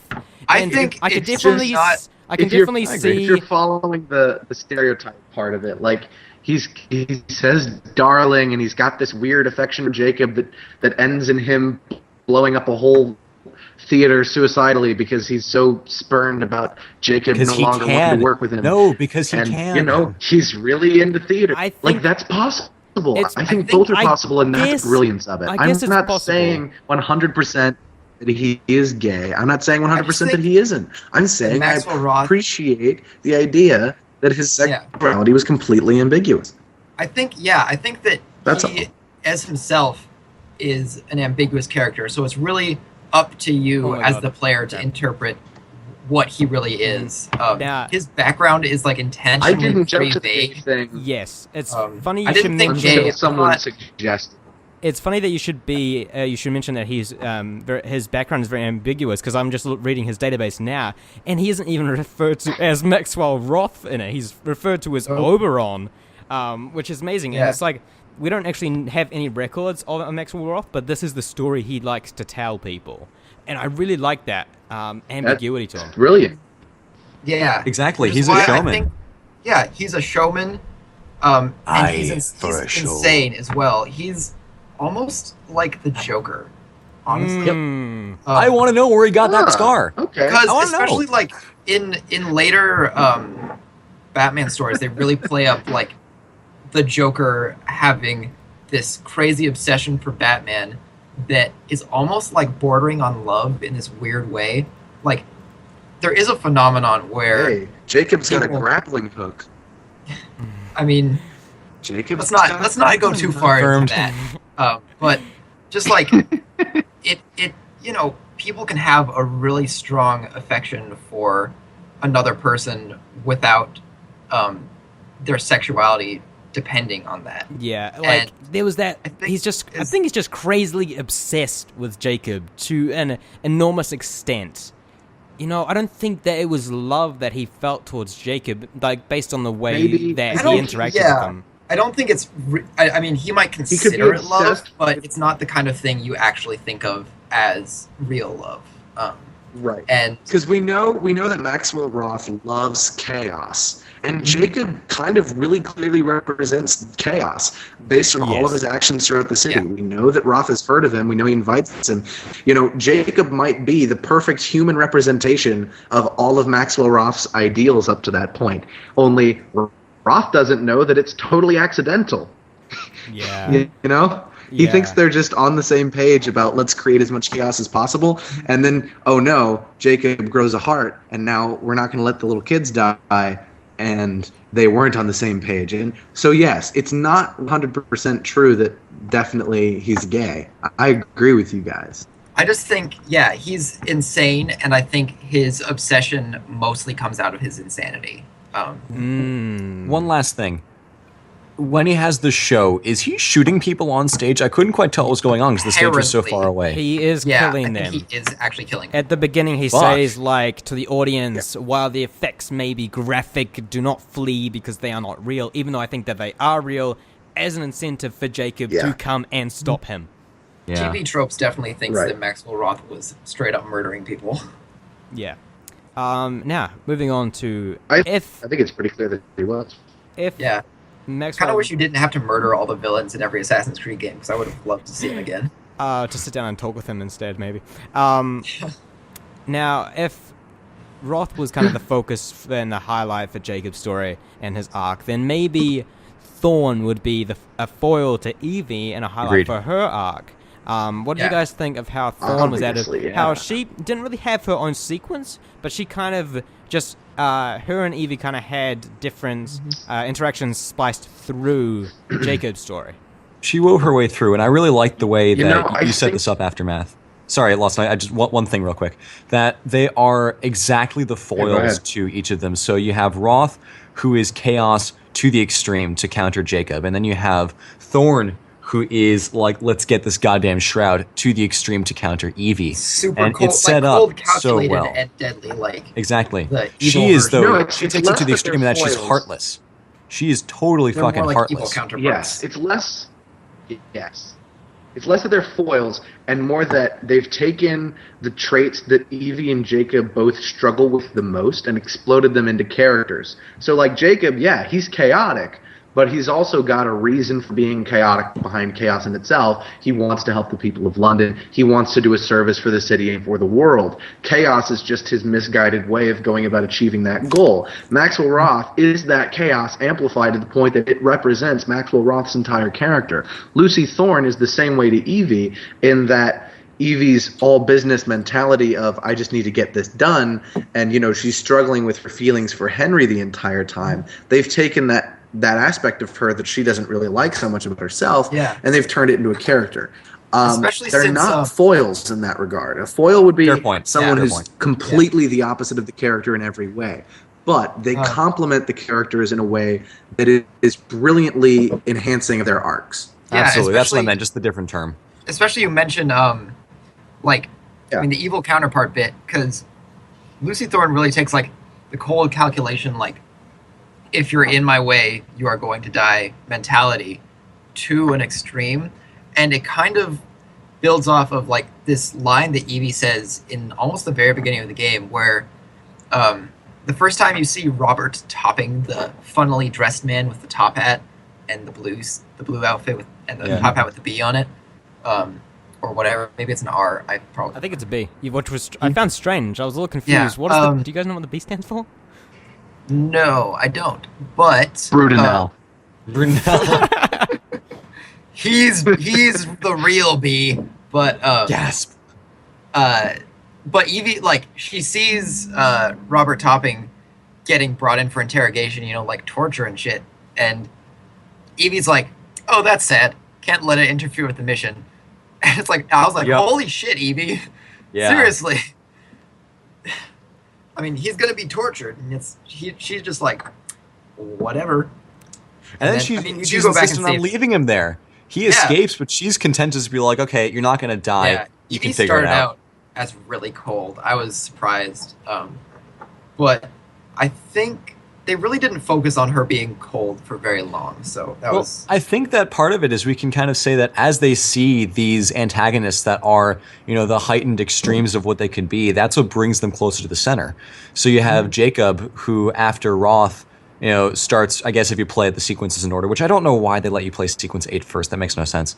That I like Jacob that you starts have the coming option. down from I his don't know that it makes sense from the story perspective. what's the word? Chaos, right. And after Evie starts interacting with Lucy, she starts coming down from her cold and calculatedness, and she opens up to specifically Henry. So what's brilliant, and Jeffrey O'Hallam, you sneaky clever bastard, is that these characters, Thorne and Roth, are the worst in Evie and Jacob, which then in turn bring out the best in them. So hats off, top hats off. yeah. Yeah. Well, you can talk a little bit more about Thorne and Evie when we get to the Shroud. But now let's talk about the head honcho himself, Starrick. I know you guys have a few things to talk about, Starrick. Could you tell me who he I is? want to say something about Starrick.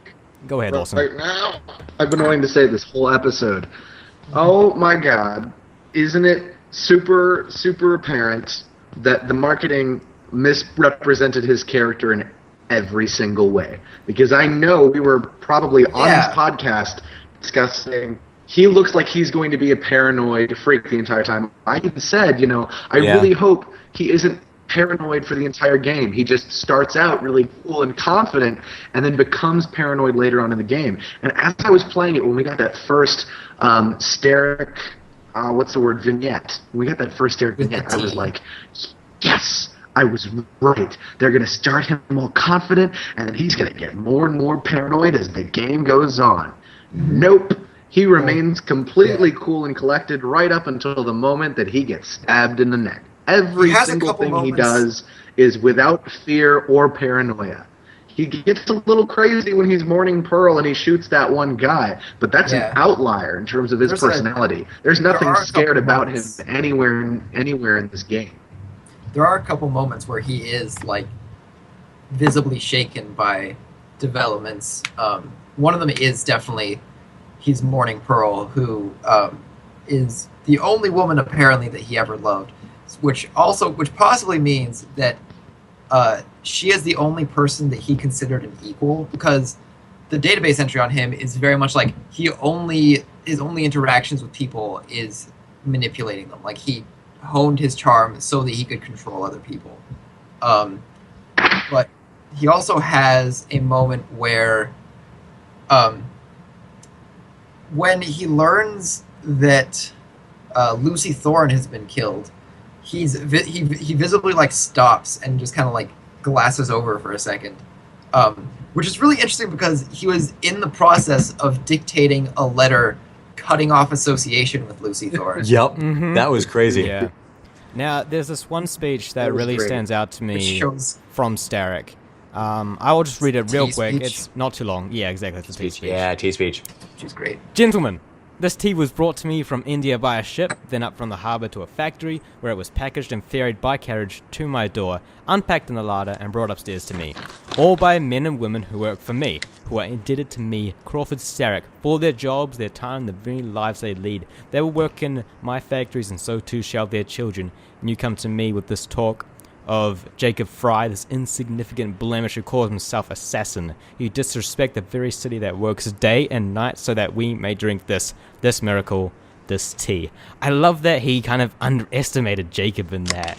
And it kind of shows his kind of like, he isn't focused on the city. Jacob is definitely focused on the city. Get the gang, get the rooks, take over the city, while Starrick's looking at the big picture. He recognizes that London is the center of the world at this point in time, and if you control London, you can very easily control the world.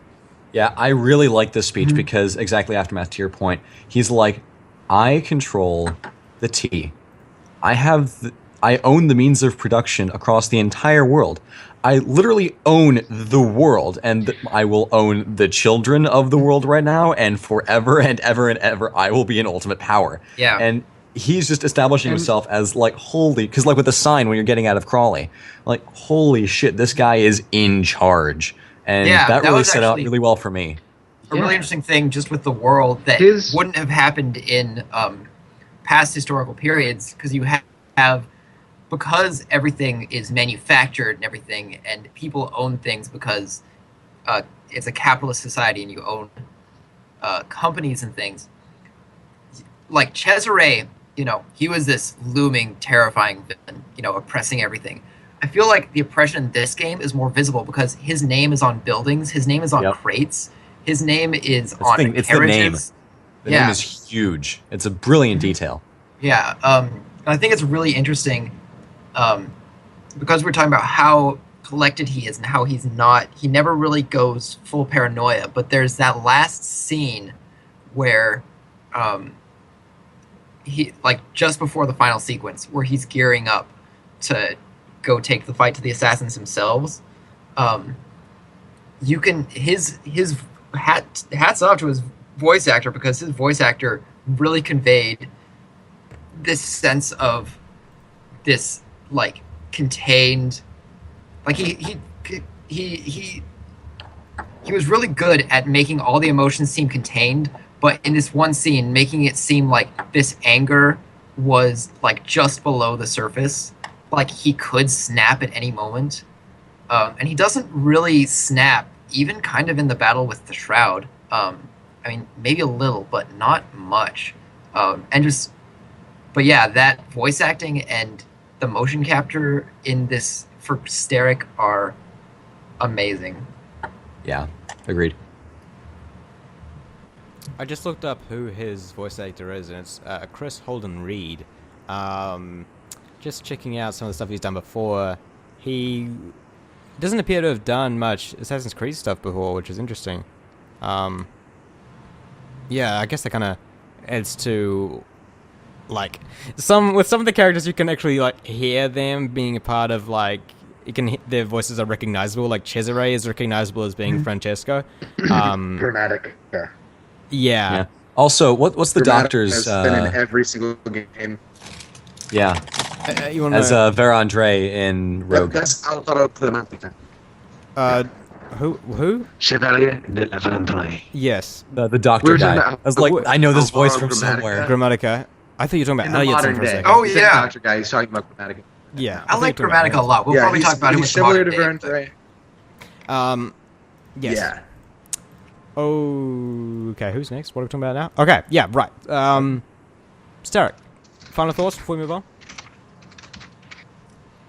Good villain. Yeah, Good main villain. I was really expecting. I was really expecting. All I wanted to say was that I was really expecting his story to end in a chase scene. I was completely anticipating a Charles Lee-esque final showdown. I mean, that's kind of what the blades in that one TV spot tended to foreshadow. So in some ways, I'm glad that we didn't get a Charles Lee chase scene. That didn't stop the boss fight from being underwhelming, but I'm sure we'll get to that sometime else in this call. That's all I wanted to say. I just Yeah, wanted to add real quick that, like, I didn't watch any of the marketing material after Starrick was revealed, so I didn't know at all what he would be like, and I think that added quite a bit to it. Even that TV spot, I didn't realize that was Starrick in the TV spot. I thought that was a generic Templar. I wish that dream would have shown up at some point if Yeah, they went for the angle of Starrick being scared, at least at the very end, like after all the Templars are dead. They could have played the scared angle. I would have liked to see him have that dream. That would have been cool. I think he's obviously not one of the more ambiguous villains. He's very obviously a villain, similar to Cesare. But I think of the villains that are straight up villains, I think I like him possibly the most. I mean, the other straight up villain is Cesare. Rodrigo? And I guess Rodrigo as well. But I don't know, he's probably Charles a closer Lee. comparison to, I think he's the closest also a straight up comparison. villain. Yeah, but I think the closest comparison, if you're going for comparisons to Crawford Starrick, is actually Rodrigo Borgia. Just because of the collectedness thing. and the masterminding definitely. of everything. Like, Yeah. I definitely agree with that. Like, Cesare, he's a bit all over the place, even though he He's is just- like a big overall villain. Cesare can't get through a scene without sounding angry. So Yeah. he just like, ah, ah. Where's Like, the even at apple? It's mine, Yeah. not yours. Even at the party, he's like enjoy yourself. Great line. Don't look so glum. Enjoy yourself. It's like the angry whisper was great. Yeah, I mean, even in his like softer moments, like interacting with his gross incest sister, he Yeah, had big air lines quotes on in those interacting. where he was like, "You will behave when I am good," and I'm really bad at Cesare voice, but we probably should not talk about past games. Moving on. Now, let's talk a little bit about how the Shroud was used. We touched on this a little bit with Starrick, and we talked a little bit about the modern day. But how did you guys like about the Shroud and how it was used, as opposed to something like the sword in Unity? But before you start talking, we have a question from Mick Heisenberger, and he asks, would you have liked to see more use of the PoE? So what do Yes. you guys think about the Shroud?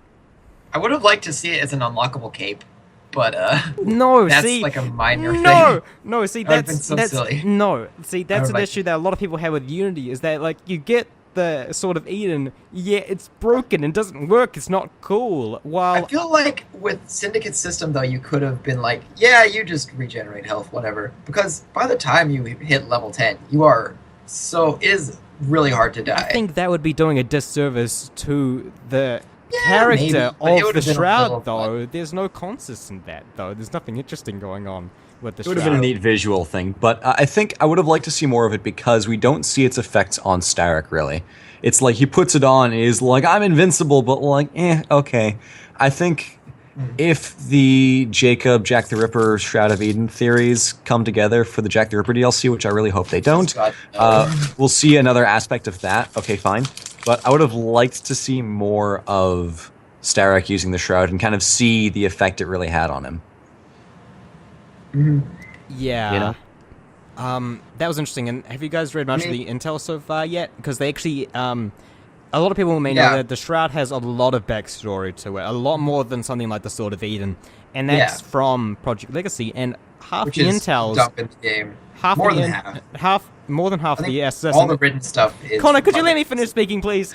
No. Half the assassin intels are all just straight from Project Legacy to add to the Shroud's backstory, which I liked. But everything that was described in Project Legacy, with things with it speaking to people and with it making them go mad, wasn't in the actual game itself, though, because it was there and then it was gone so fast, which makes sense. But I still would have liked to see that a little bit. One of the things is that whenever spoilers, the main assassin intel, the listening things, whenever they talk to Consus, they literally shoot each other in the head. So it might just be that he only seriously takes over like that. By the way, yeah, it might just be that he only seriously takes over like that when someone is that damaged. No, Derek just gets whacked a few times. But with the Project Legacy and things like that, it isn't though. It speaks to them all the time, even though they're not injured. Well, I don't think it's now. See, here's the thing where it gets confusing. There are actually two shrouds, and there's two shrouds. One has Consus in it, and one does not. And now the assassin intel is a little confusing because it takes place before and a little bit during Syndicates in the modern day. But when they're interacting with Consus, that's actually the first shroud, from my understanding, and the one in Syndicate is actually the second shroud, which doesn't have Consus in it. Cool little tie-in. It turns out that Juno got the idea for being in the cloud from the erudite god Consus with his shroud stuff. Yes, I really like that little inclusion there. Isn't, though, as far as the assassin intel, isn't Giovanni Borgia damaged in some way, and that's why the shroud talks to him? He was damaged because he was born deformed, and because he used it for so long and to fix him so fundamentally, I believe Consus continues to talk to him throughout his life. Yeah, so that's different than, I don't know, I feel like there's a level of use that Steric didn't see, which is why Consus didn't show up in the past story. Yeah, I'm a little confused on what's going on with the shroud, because they're going to use it to build a precursor. Yeah, exactly. Yep. But there was I'm a little confused about which shroud is when. I need one of those timelines, because now there's two shrouds. Only one of them has Consus in it, and that one was destroyed, I think, in an explosion in Sturgo. So I think the one in London is the second one, which I don't know if it speaks to you because it's been locked underground for so long, so we don't know if it's locked. Yeah, we don't know if it's it speaks to you or if Consus is in it too, because we know that specifically Consus was locked into his prototype to continue on living, and he did that 300 years before Juno did. Yeah, it's interesting. I need to try and read up on these some more and try and get a better idea of what's going on, because I'm a little confused about the different shrouds. I'm lost entirely. Let's talk about the ending, shall we? Yes. So, what did you guys think of the Animus ending, the final mission? Personally, I loved it. I don't think I've seen a game ending where I've exclaimed "fuck yeah" and just clapped my hands before. Same. When Evie throws off her dress, and I really like that she's kind of like this infernal contraption. It's infernal machine, yeah. Which is a bit of a callback to Elise, I think, even though they have kind of similar personalities in that way. Yeah. And then she throws it away and she says "Resquiato" in Pace. Yeah. I was like, what? Because she knows her assassin history. A great thing, I mentioned this on the stream earlier today, but there's a reference to, since Jeffrey O'Hallam wrote this and also Brotherhood, in one of the Evie little journal notes, that she says, "I told Jacob his plan of retaking London is a plan worthy of Ezio Auditore himself," to which Jacob blankly responded, "Who?" Yes, I love So Evie knows all Yeah. about the assassin history, and Jacob doesn't know about the most famous assassin in history. So that was a little fun detail about Evie. Yeah. So, I think the boss fight part of that is sort of controversial, but I sort of liked it. Like, I didn't. I mean, it's not the most amazing boss fight I've ever played in gaming, but as far as an Assassin's Creed kind of boss fight, I think it's one of the more compelling ones, partially because it doesn't feel like it wants to be a boss fight so much as kind of a cinematic sequence. Because, I mean, Can I jump in? yeah, sure. It reminded me of a Telltale game, to your point, McCrackenway, exactly. I thought the construction of the boss fight, while for gameplay wasn't exactly the best. For instance, when I ran in, I didn't run straight at Stark. I ran along the top and actually did a zip line jump and descended on him, and then cutscene him on the ground. I'm like, oh, okay, fine. Then he knocks you back, or actually starts strangling you, and then Evie shows up, and she gets knocked back. Jacob runs in, he gets knocked back. Evie runs in. It kind of goes back and forth for a couple times, and you fight him. There's a little bubble. You get knocked back, whatever. What I like about that is that the point of the boss fight is that neither of them would have been able to do it alone, and even then, they still needed Henry to actually, beat him. So it's this whole thing of they're trying to go on their own this whole time, and in the end, during this mission, they're saying, "After this, I am done with you, brother/sister." So in this scene where they need each other to literally survive, it was, for me at least, very compelling because they come to each other's back, even though they have this tension between them. And I really felt engaged with the boss fight, even though it didn't play especially well. Story-wise, it was probably one of the best, quote-unquote, boss fights in the series.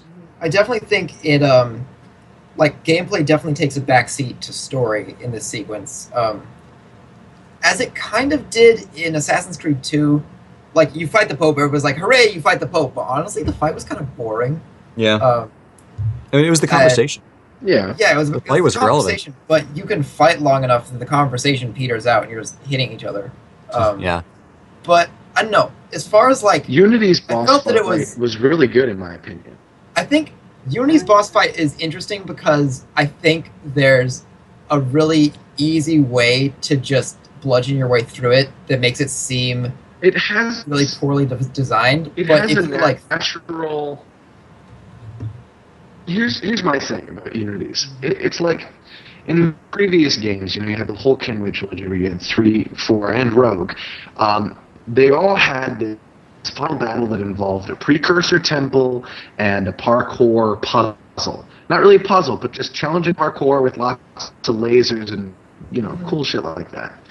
And Unity's didn't have any of that.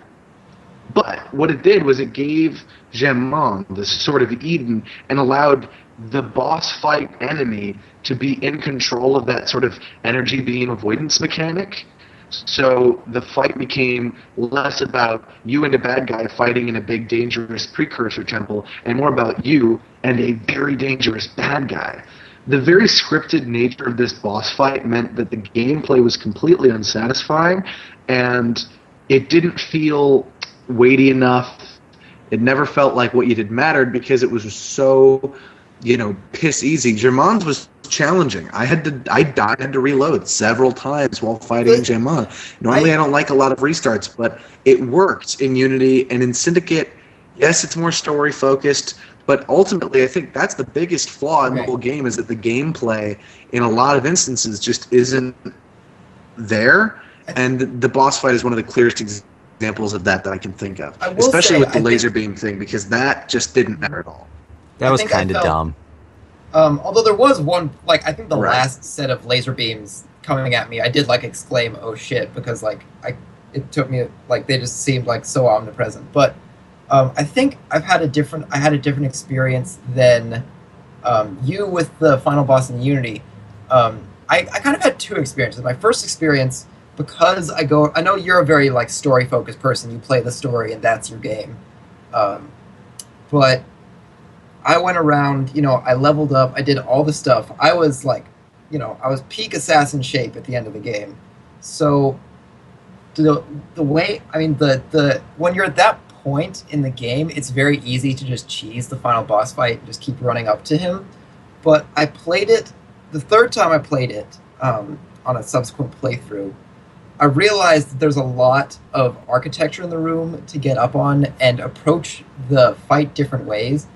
And so while I like the concept in Unity's boss fight, I think that I just think that the ability to cheese it that is there makes it seem worse than it is. And Syndicate, your only option is to cheese it in Syndicate. There's no not cheesing. Yeah. I can't think of anything that a player could intentionally do to make that boss fight more challenging than it is. Yeah, and Assassin's Creed is always kind of weird about boss fights because it's very much like everybody's just a person. We can't really create crazy mechanics for this boss because they're just a person. Personally, I really did But not you're like... in a precursor temple. Wait, Aftermath has something. Let him go for it. Personally, I really did not like Unity's boss battle. It was way too easy. Like, I killed him easy. I didn't die once in any of the playthroughs. neither I did played I. through Unity 4 times, and even the first one I didn't die once. Yet, in Syndicate's one, Wow, I actually, died a lot. What's I wrong actually with found you? Unity's one to be difficult. Oh, Like, with the various beams Wait, and various heights. wait. I thought you guys were talking about Unities when you said that it was super easy and you didn't die once. That was Syndicates, right? No, No, I'm still talking about Unities. I found Unities to be super easy. With And Arno here's why I versus think Jermaine. because What? if you have like all legendary gear, you have all the skills, you have max Now, health. It's really hard to die. And you can just run Comparatively- straight at him and stab him, and then run back. Then run straight at him and stab him, and then run back. Comparatively, I actually used smoke bombs, which were just so powerful Yeah. on him, and just going around two barriers. But with Syndicates, I actually found it difficult. I got knocked back 2 or 3 times. Like, I didn't die because I don't think they took much damage from you. But, like, it was like getting knocked back. I was like, oh, holy shit, this isn't easy. And having to try and memorize and calculate where the beams were going to fall, it was kind of like it was just a mini obstacle course Puzzle boss. to go up and then go down, or sometimes move left and right. It felt more, and it was just the perfect crescendo for the rope launcher, I felt, because, you know, you Yep, actually agreed. use No, it. it was so repetitive. I agree to the point about the rope How many launcher. times do you cycle back between Jacob and Evie? I think I it's agree a with bit the of- rope launcher. It I dragged like on. that the Gameplay rope launcher dragged was on. used. Absolutely. Yeah, I think it's a cool concept. And nothing changed about That- it each time. Yeah, it maybe did, though. should've It did. expanded more. The It got patterns more were different. difficult. Yeah, Patterns were much I think different. the pattern What? concept. I think I wish that the room had been a bit more complex and that I never there got was more hit by variation in the the lasers, patterns. Maybe not it took even more once. effort. So gameplay wise, There was, you know, it's like, whatever. But I liked the story, like the cinematic experience of it, which I think is what it wanted to be. I think the only reason you actually fight Steric is because otherwise it would not technically be a video game Exactly. at that point. And I think that the narrative takes so much more of a precedence to the boss fight because it's Assassin's Creed. Do you really expect a complex boss fight? You know, Yeah. no. Because again, every person's just a person. There's nobody who's really like name a boss Yeah. fight that's been simpler than this, ever. Assassin's Creed 2. Name a boss fight that's Punch him. simpler than this. You Yeah, just Assassin's punch Creed the 2 guy, is except- just fighting him. Okay. Yeah. Revelations, you Okay, go yeah, around on a I don't- carriage and then punch a guy off a bridge. Assassin's That Creed was 3 is a crazy chase scene. shit. Yeah. Assassin's Creed. okay. Assassin's Creed 3 is a slow motion chase scene. Yeah, that was kind of dumb. Threes Or- is awful. though. Threes was Or you just terrible. jump on And Taurus, worst that's like, boss come fight in the on. entire series. 3, you actually have 2 separate final battles, and one of them is just a simple chase scene, and one of them is a bar fight. That the only time it was used before was an actual bar fight between you and your father. Still terrible though. Yes. Still It terrible. was not great. I liked feeling that Connor was see really- what you guys are saying, but the thing for me is, you know, we have this kind of trend of the more recent games where, yes, it's a pretty relatively simple boss fight in terms of your actual one-on-one conflict with the guy, but there are these big structures with parkour and puzzleness and lasers and, you know, cool sci-fi looks to them, and Syndicate just has a room, like you're just going into some basement, you know, that's what it feels like. You just Yeah, I mean, walk into a little place underground, and there's a shroud in there, and there's a bad guy. But I Like, think Zip line that through, and then you Story punch it to death. Like, perspective, it might be slightly explained because Yeah. I don't think it's not a precursor vault. It's an assassin built vault. There They is just built the rooms. They don't have amazing But it technology. could On be, top it of- could have been a precursor vault, though. Actually, Yeah, I think this It is could have explained. been. I The think only this is reason it explained.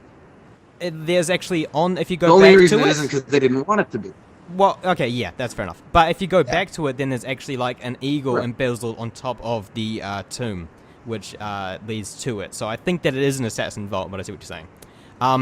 I really like it for perhaps more for the final battle, for perhaps more of a story reason. Because this sure. Starrick has control over this immense power, and he is like almost impossible to kill, and that's like the entire story put and condensed into this one moment. You and your sister slowly chipping away at him until then you get a third person who helps you out, and you deliver the final blow together as you maneuver through these massive obstacles through the city.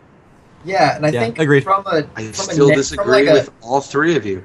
I mean, I think I really like from a continuity perspective, because if you're doing the unique kills throughout the game, which you should be because they're awesome. Yeah, like, oh my god, why would you not be?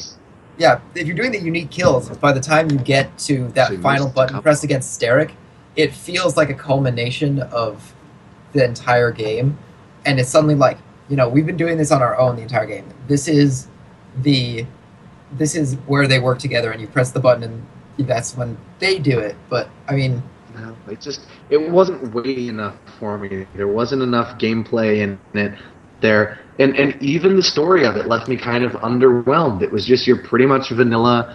The good guys go into the chamber and then they beat the bad guy until he's dead now. Like, I really love when there's kind of a visual significance to what you're doing. Rogue had the best in that regard in terms of like how everything looked and tied in with like the I guess I want to say cinematography. It's obviously not cinematography, but just the way that like the camera angles are and how they frame things. And there's like a significance that's just totally missing from the boss battle in Syndicate.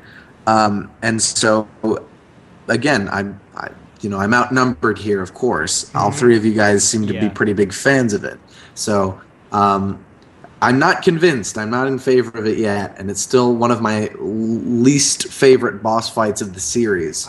But I see where you guys are coming from. I understand what you're saying, but the part that's confusing me about what you're saying is that you're saying it's worse than Unity's, and I just can't comprehend. It is. I just had a terrible experience with Unity's boss fight. Unity's was kind of fun. The story was garbage, but the story was garbage all the way through. I was Unity's boss battle more as an example of what I thought to be clever gameplay, like dodging the Sword of Eden and stuff like that. I thought was really cool. It felt like the natural evolution, and it was fun. That's a fair point. I But like the concept of Unity's a lot. I just think that it was weirdly balanced so that if you were set up really well, it was very easy to cheese, and it was only after multiple playthroughs that I realized that it had that depth. It's just the way it was just like, I think the easiest experience to have with it, the way they want you to play the game, kind of ruins it. So, Lawson, here's the thing. You describe it as like dodging the Sword of Eden being gameplay, making the gameplay interesting. But I just want to know, how is that different from dodging the massive flying lasers coming at you in Syndicate? Because in Syndicate, well, two reasons. One is in Syndicate, having the lasers coming from like the building security system and not from Starrick takes it back to the like way it was in AC4, when it's kind of you're fighting this one guy and the building's getting in your way, which doesn't have as much significance to me as you're fighting the guy and the guy is fighting you. The way he's doing it just happens to be using that game mechanic that's been introduced in the past of you're dodging lasers and trying to survive. It's still the same gameplay mechanic, but it's you versus a guy, not you and guy versus a building. I think part of it as well is that in Syndicate, not a single laser beam hit me once in Syndicate. I cheesed through that whole thing, and it was just run, stab to death, run, stab to death again, do it so fast, come back, though? run, stab to death. The patterns... What do you mean? There's massive walls. Like the patterns? There's actually certain parts where you literally have to go walls, upwards. There's only two of them when I'm running. And you can just rope launch across, basically. You can rope launch your way through the patterns without really having to deal with them. That's what I kind of did. It wasn't challenging. I never even got hit by a laser beam. In Unity, I got hit a lot. Let's just finish this up by saying we'll never come to an agreement on this, but that will the say- Syndicate boss, while the gameplay wasn't the most fun, was at least a nice to good microcosm / metaphor for the overall story of the game. Yeah. Is that fair? Very. Yeah, I just want to Cool. say one last thing, which is that I think Unities as a concept, I think, is better because it's supposed to be about maneuvering and finding a way to get an angle on the boss to take him out, whereas Syndicates is just straight forward and back.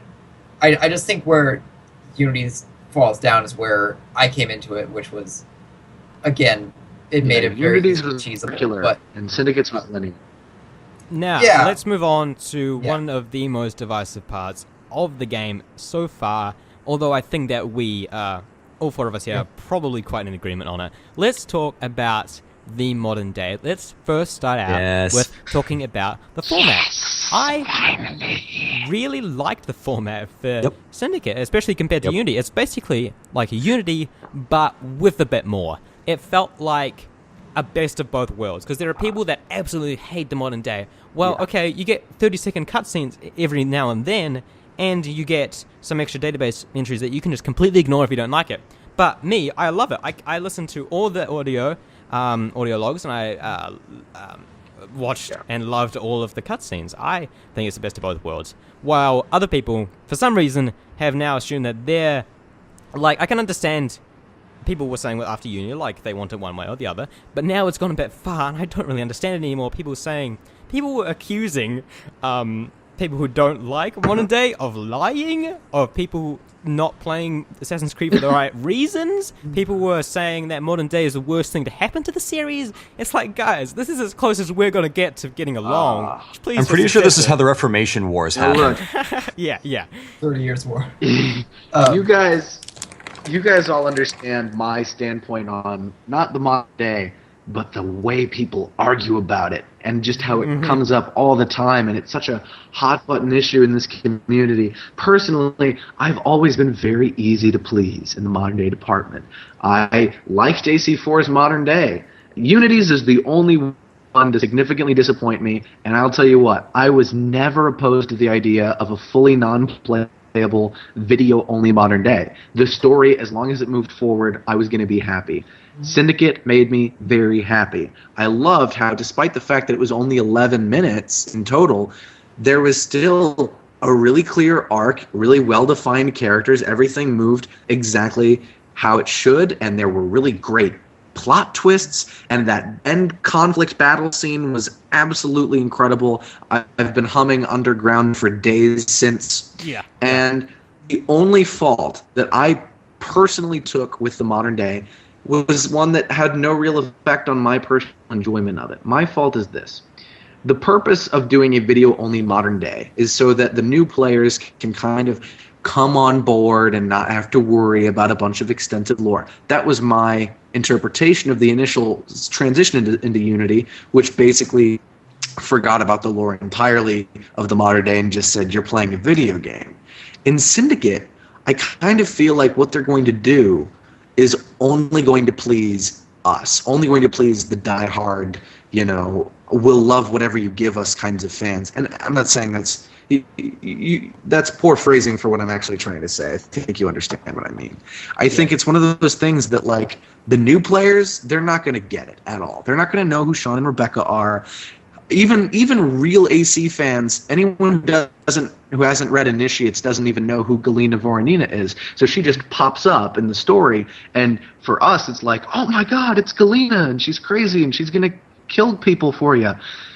But for most people who are playing the game, they don't even know who she is. They don't care. Same with Isabel Ardant. Same with Alvaro Grammatica. Same with anyone who didn't play Rogue doesn't know who Otso Berg and DaCosta are.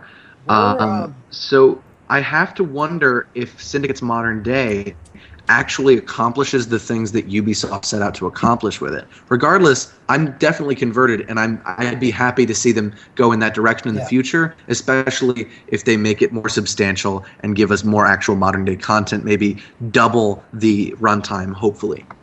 I will say, Isabelle Ardant and Grammatica, I don't remember them being in anything before this. I don't think there were. Yeah, I thought they were new. I didn't care. Grammatica I didn't care about. When? What? When was that? Both Ardant and Grammatica have been heavily involved in the email conversations that you can read in the Unity and Black Flag modern day. Oh, yes! Oh, yes, I yeah. remember that! Yes! That's right. Yes, okay. I remember seeing Grammatica and wondering if he would be relevant in future games, so it was cool to see him actually voiced and acted in this game and in such a prominent role. In fact, in some ways, he kind of looks to have the potential of a new modern-day antagonist that we all kind of thought would maybe go to Octoberg. He's kind of, his fate is uncertain at the moment. You guys see what I mean? Yeah, Yeah. I didn't really. I will say I didn't really care about Ardant, but I thought Grammatica was a really fun character, especially as he was like the major character in the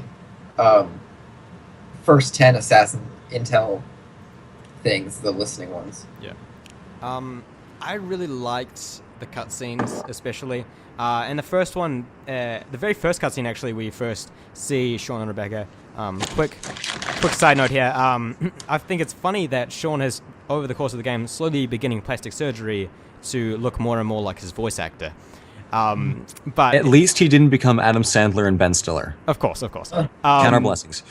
In the first cutscene, there's actually a theory that you're in the Kenway Mansion that's been renovated again for Templar usage again, because there's both the Hatham and the Elise paintings and portraits on the walls, and we know that Elise, of course, went to the Kenway Mansion in the Unity novel, which I think is an interesting note.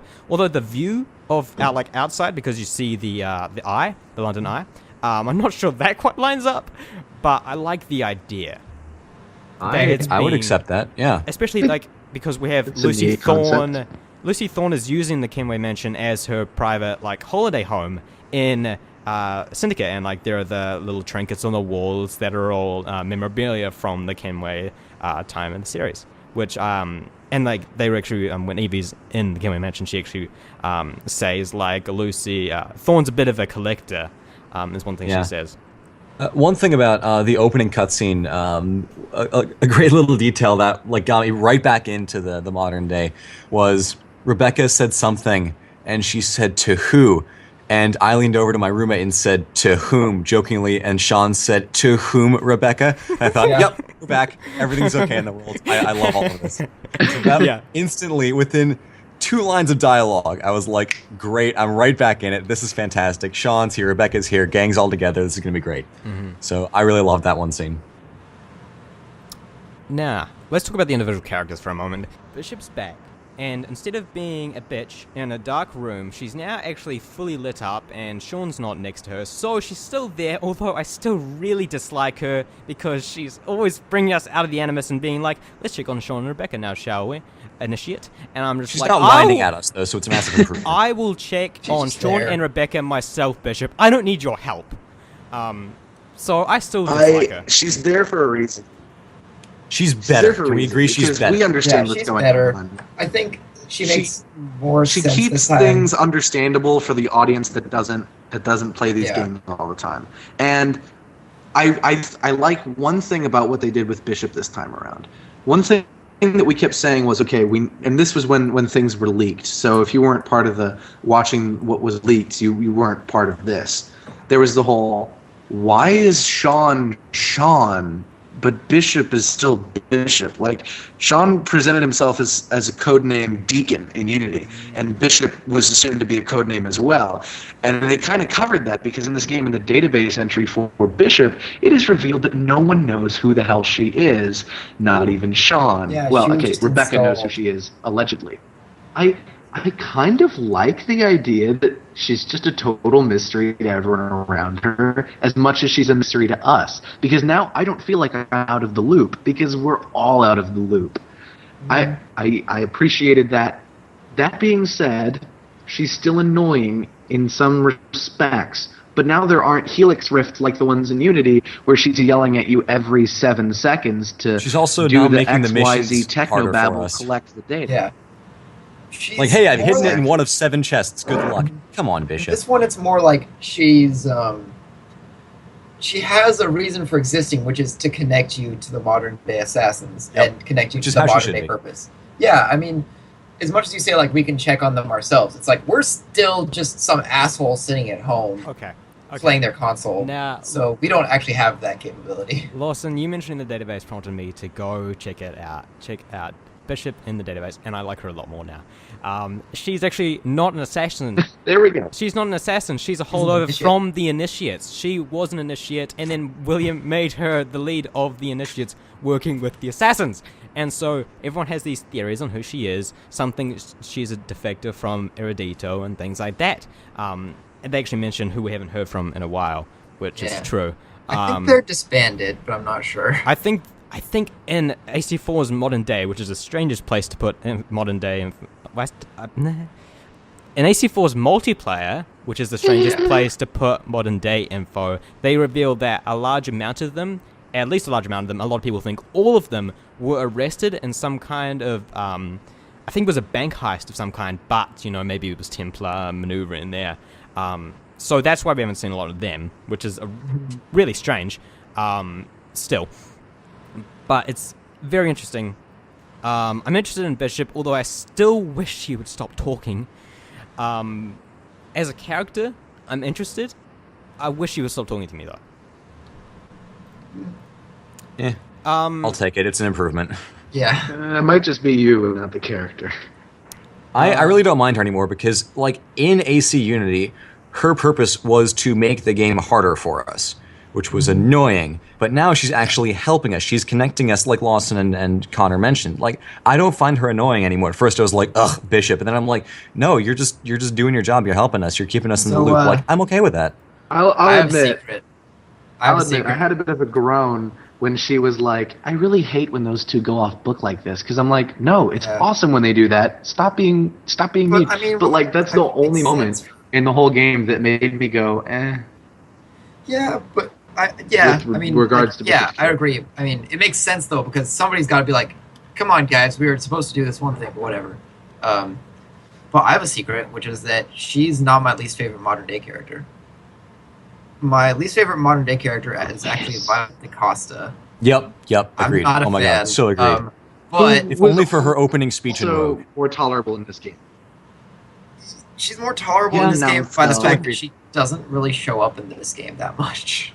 But Super chipper overachiever. True. That really annoyed me. God. That line.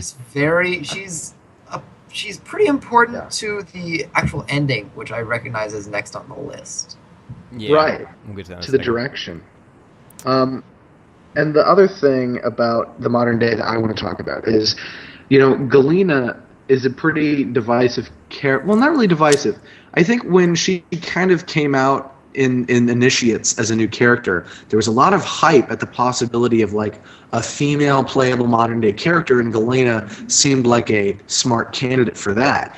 And suddenly, like, there was a lot of appreciation everywhere in the community of just how awesome Galena was. And I kind of always felt like there was kind of this air of it, like she's only that interesting to people because she's a woman and because there's hype about this option of her being a playable modern day protagonist. So I've always been fairly on Galena. And that opinion continued when I read the first issue of the comic, which also featured her, because I thought, she's not great. People talk about her like she's this brilliant character who's super well written, when honestly there wasn't a whole lot of depth to her.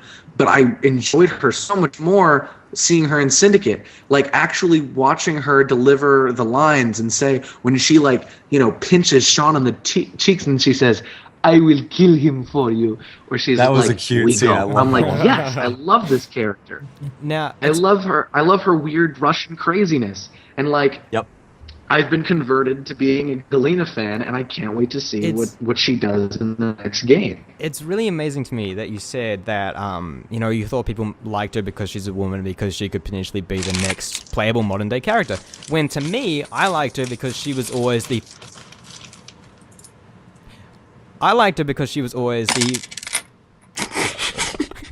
Holy shit!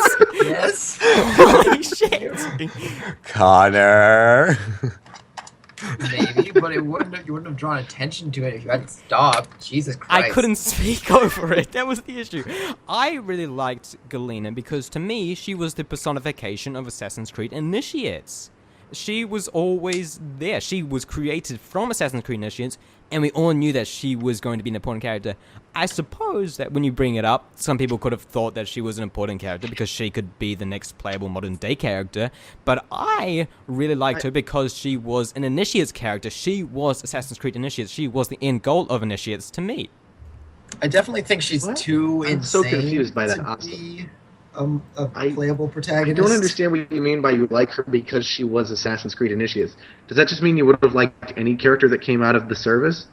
I think so. How I don't they understand handled her, what you're they saying. made her exotic. They made her. It's really only because of how she was handled.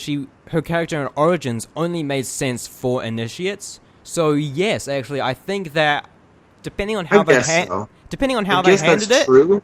I would have really enjoyed probably any character because of her Russian craziness stems from Initiates. I really like it. She's basically the last leftover and hold, and the only major thing that came from Assassin's Creed Initiates. I think that's probably why I like her.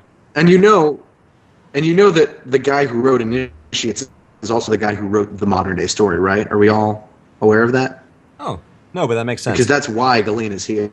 Yeah. The guy who wrote Initiates stopped writing Initiates so he could write the modern day for Syndicate. Okay, actually, I don't know if he stopped so he could do that, but I do know it's the same guy. Are He you talking diverted about attention. James So there's... Are you talking about James I Neddiger? think so. Yeah. No, that's... It's the same guy. Initiate stopping isn't related to this, but yeah, it's the same guy. Right. Can we jump to the ending? Anyway, No, I'm sorry. Yeah, let's do that. No, I have something to say. Actually, never mind, I don't have anything to say. I was reading my notes and I was wrong. No, wait, Templars in the modern day. What did you guys think of the Templars in the modern day? I like Grammatica. I didn't care for Ardans, personally. Yeah.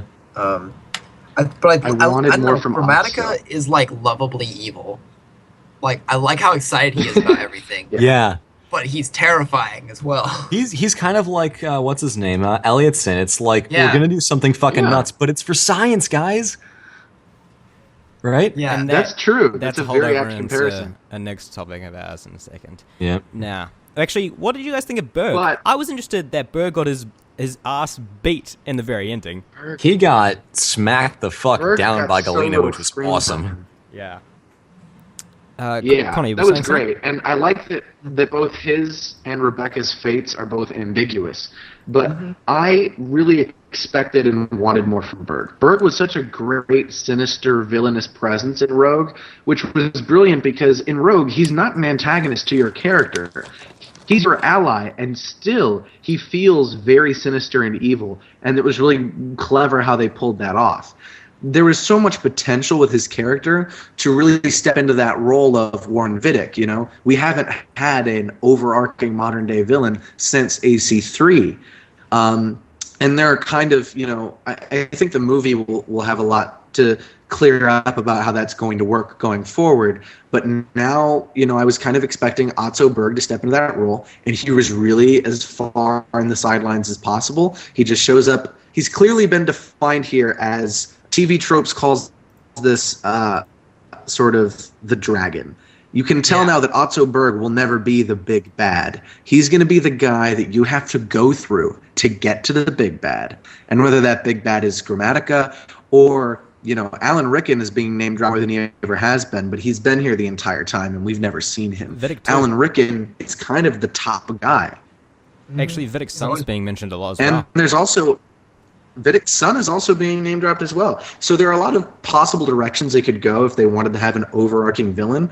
I'm not sure if they're even going to. They may keep it the way they have now, where you have this loose faction of assassins versus a loose faction of Templars, and they're going head to head like they did in Syndicate. They could elaborate on that further in the next game. They could explore that in the future, and I'd be okay with it. But I definitely was hoping for more of a top villain billing presence for Berg, and I can't help but feel a little disappointed that there wasn't more of him. Also, his new character design was way cooler, if somehow looking 10 years younger. I like the point you made, Lawson, about it being the Assassins versus Sigma team. It feels much more like a character drama than just like, big bad giant group of Templars versus big bad giant network of assassins fighting each other. It's grounded. You know who the players are, and it feels more real. Yeah. Yeah, definitely.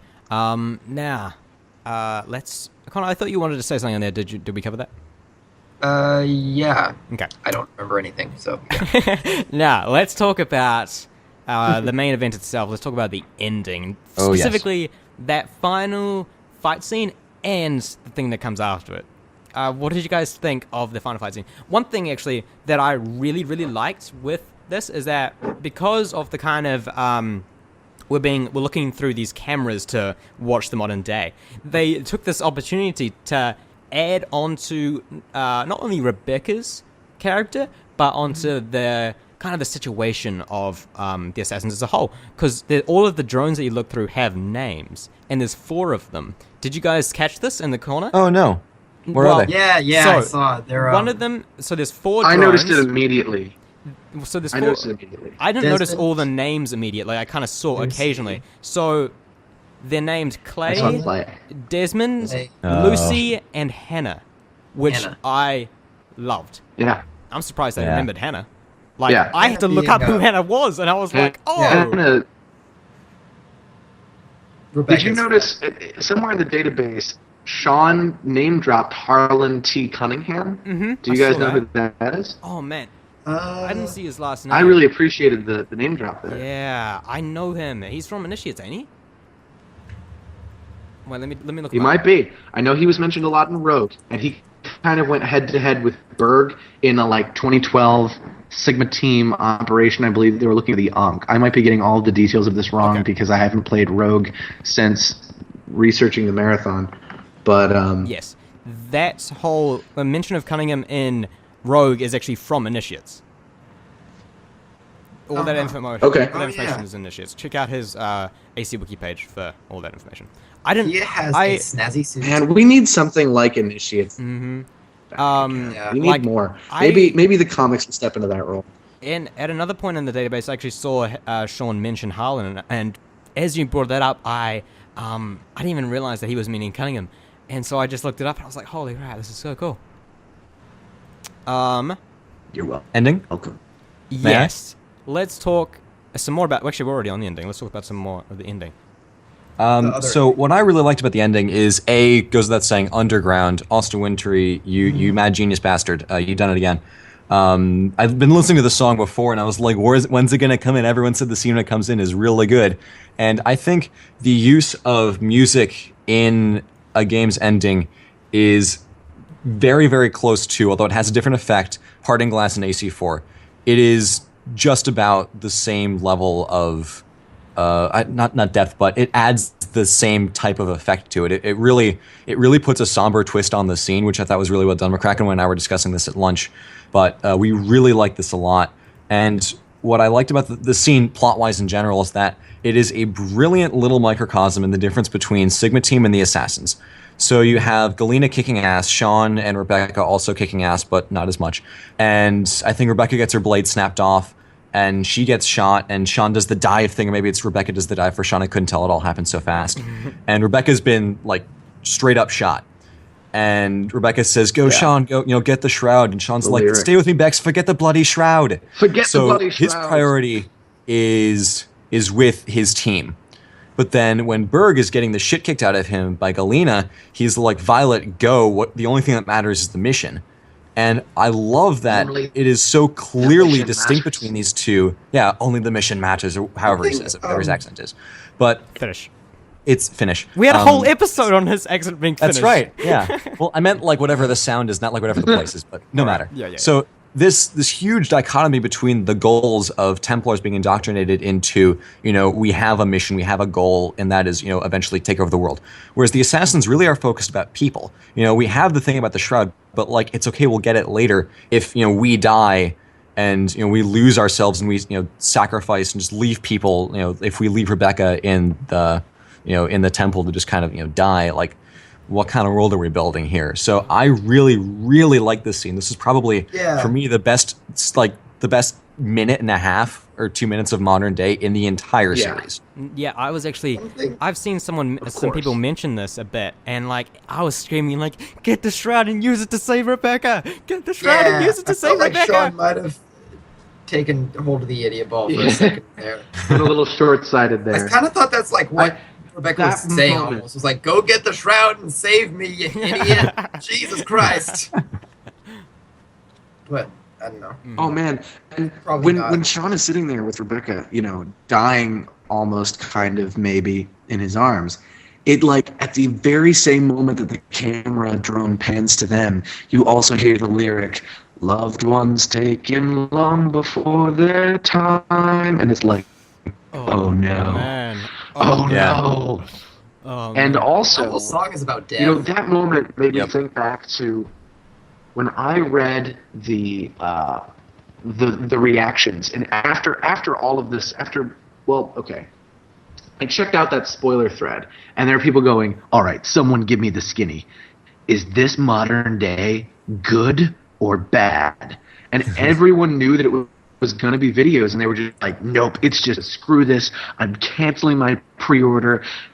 I'm done with the series forever. And UB shit strikes again. Modern day cutscene at the end, and I'm going, they are missing so much. Yeah, their gut reaction was just, it's videos, screw it, we're done. Mm-hmm.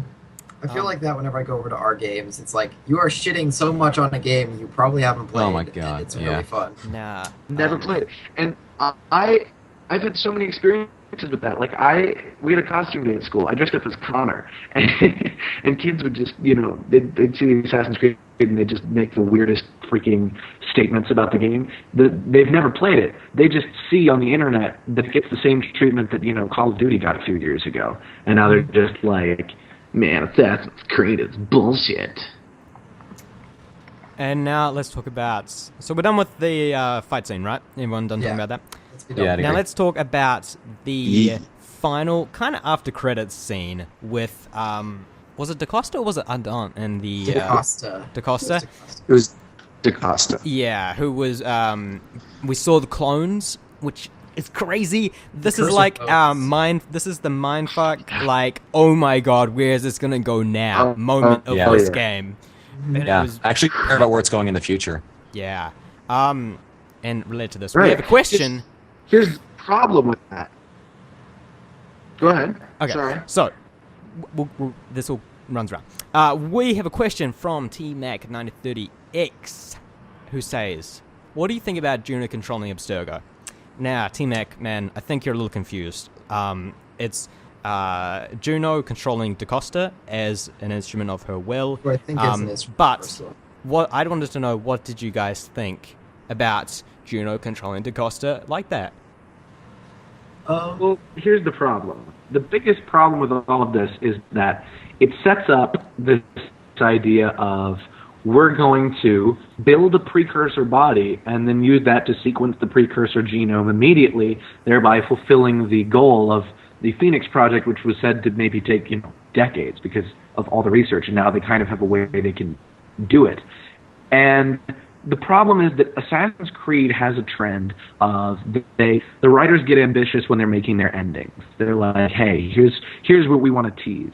And then the next writing team comes along and they go, we want to go in a different direction. And so we know that modern day is sticking with the present time, which means that when we step back into the game series a year from now and we find out what happens next, we're not going to find out what happens next. We're going to find out what's happening a year from that point. Rebecca will have so it becomes a really challenging thing from a storytelling perspective, because it's like, how do you even handle what's supposed to happen there and still be a year in the future. There's not really an easy way to do it. And when faced with things that aren't very easy, the writers on this series tend to kind of find shortcuts. And I imagine that what's very possible is that we will never see a precursor get their body rebuilt by a clone and the Shroud. Instead, we'll see a cutscene of an assassin killing Grammatica and stealing the Shroud, and then we'll be on with the next adventure. I can't help but feel like none of the ideas brought up in this ending will ever really be elaborated on. I don't trust Ubisoft to elaborate on them in a way that satisfies us. I will say, I think what that's supposed to be setting up for is Abstergo unwittingly building a body for Juno to inhabit. And I think that's supposed to be the direction and conclusion of the Juno plot, or maybe continuation of the Juno plot, whatever they fucking do with the modern day. I don't know if they're going to have, like, Juno's here, we killed her, hooray, we win. Or they're going to be like, Juno's here, oh my god, hell on earth. Tune in next year for more hell on earth. But I thought it was a really interesting thing to do, and I liked it a lot. But I guess I am, because I feel like it kind of started with Revelations almost, like it's constantly teasing this big thing, and then it's like, how do we deliver upon all of this? And I will say, I think it might suffer from that, although I do think they're going to get out the precursor body, and I think Juno's going to get in it, and then who knows. That's the point where I'm thinking, like, they might do something weird and unsatisfying when we get to the point where Juno is actually in the world. Yeah. But we'll see. So I want to talk about one final thing before we wrapped up. And before we even get to that, we have another question from NYC Assassin 1. And he says, Shroud and Desmond, do you think it should be a thing? And I'm going to say no. It shouldn't be a thing. What do you guys think? Shouldn't. I say no. Bad. No. It doesn't make sense, because, I mean, Grammatica in number 11, he's like, guys, Shroud does not resurrect people. Yeah. God, like, get your shit together. I love that. And, like, I actually responded to someone with that in the Twitch chat today, and I was like, it explicitly states that people won't be resurrected. And some guy was like, God, don't you read the AC Wiki? It does happen. Jeez. Yeah. Anything else before we move on to our final topic? No, but I think I know what your final topic is, and I think you're more excited about it than possibly I am. Excited about it. Now, did you guys all listen to the Assassin's Creed Intel? Not Assassin's Creed. Yes. Assassin Intel number 10. Mm-hmm. Now, for those who haven't listened to it, I recommend doing that right now and right before you listen to this. But it's very interesting. So I'll give us a quick summary. Basically, there is a guy, there's a boy, a 10-year-old boy in New York City with his mother who has a similar patrilineal line of ancestry to Desmond. A lot of people think that he is Desmond's son because the dates do line up. I almost completely forgot. And the massive thing is that he's a sage too.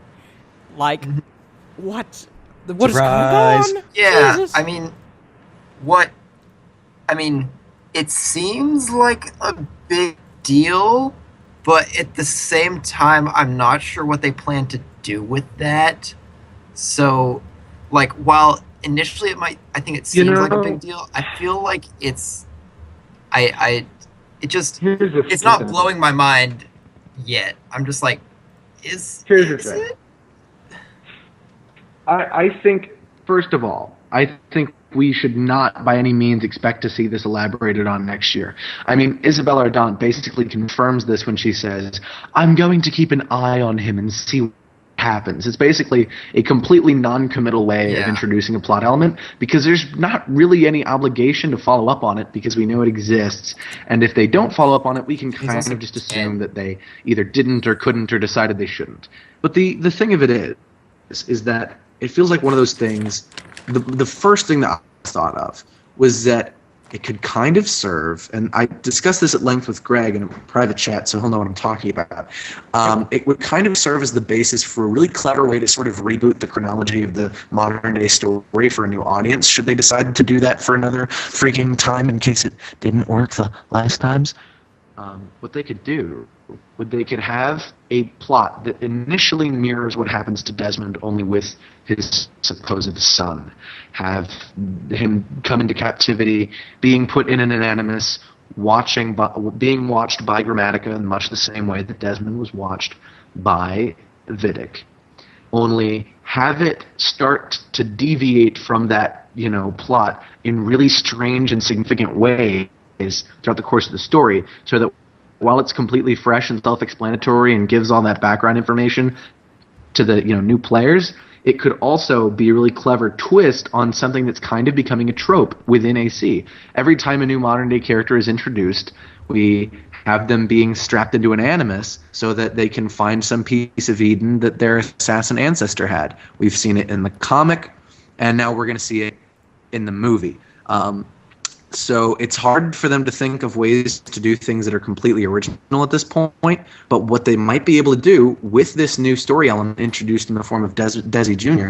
is they can maybe put a really interesting twist on it, because the kid's a sage. That's badass.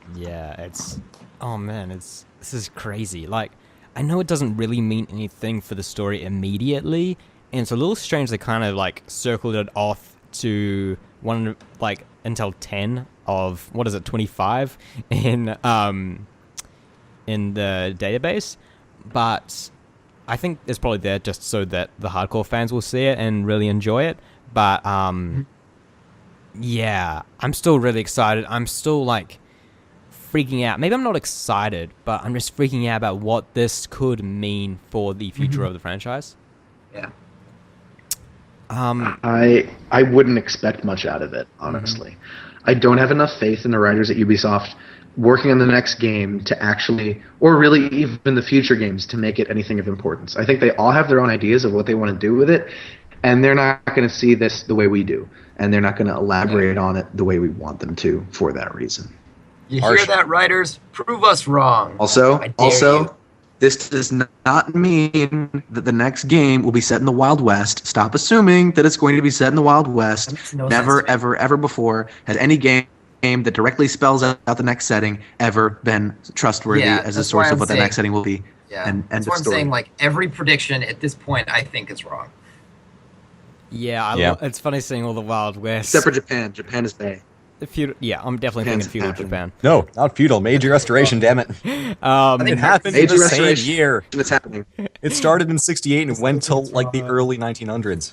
But we can talk about that later. Of course. It's just great seeing everyone talk about the American West.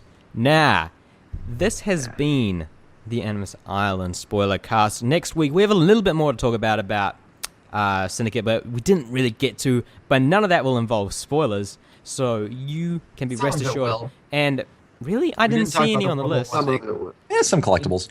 We didn't talk about when are we going to talk about the Helix Rift, guys? That was cool. Shit. Later, though. Fuck. Okay. Yeah. World War I was a war that existed. Next week. But yes, next week. Now, another thing we'll be doing next week is talking about the soundtrack, and that episode will be led by Connor himself. So look forward to that. Yeah. That should be a ton of fun. As far as I know from you guys, we all love the soundtrack. So we'll be looking at taking a bit more of a deep dive with that. I'm Aftermath. That's Connor. Say goodbye, Connor. Goodbye. That's Aries. Say goodbye, Aries. Syndicate's the best. And that has been Lawson. Say goodbye, Lawson. Goodbye, Lawson. God damn it. We will see all of you next week to talk about the soundtrack. We hope you come back. We had a ton of fun just earlier this night on the live stream. Massive thanks to you, Justin, for that, giving us that opportunity. And we hope to see you all next week.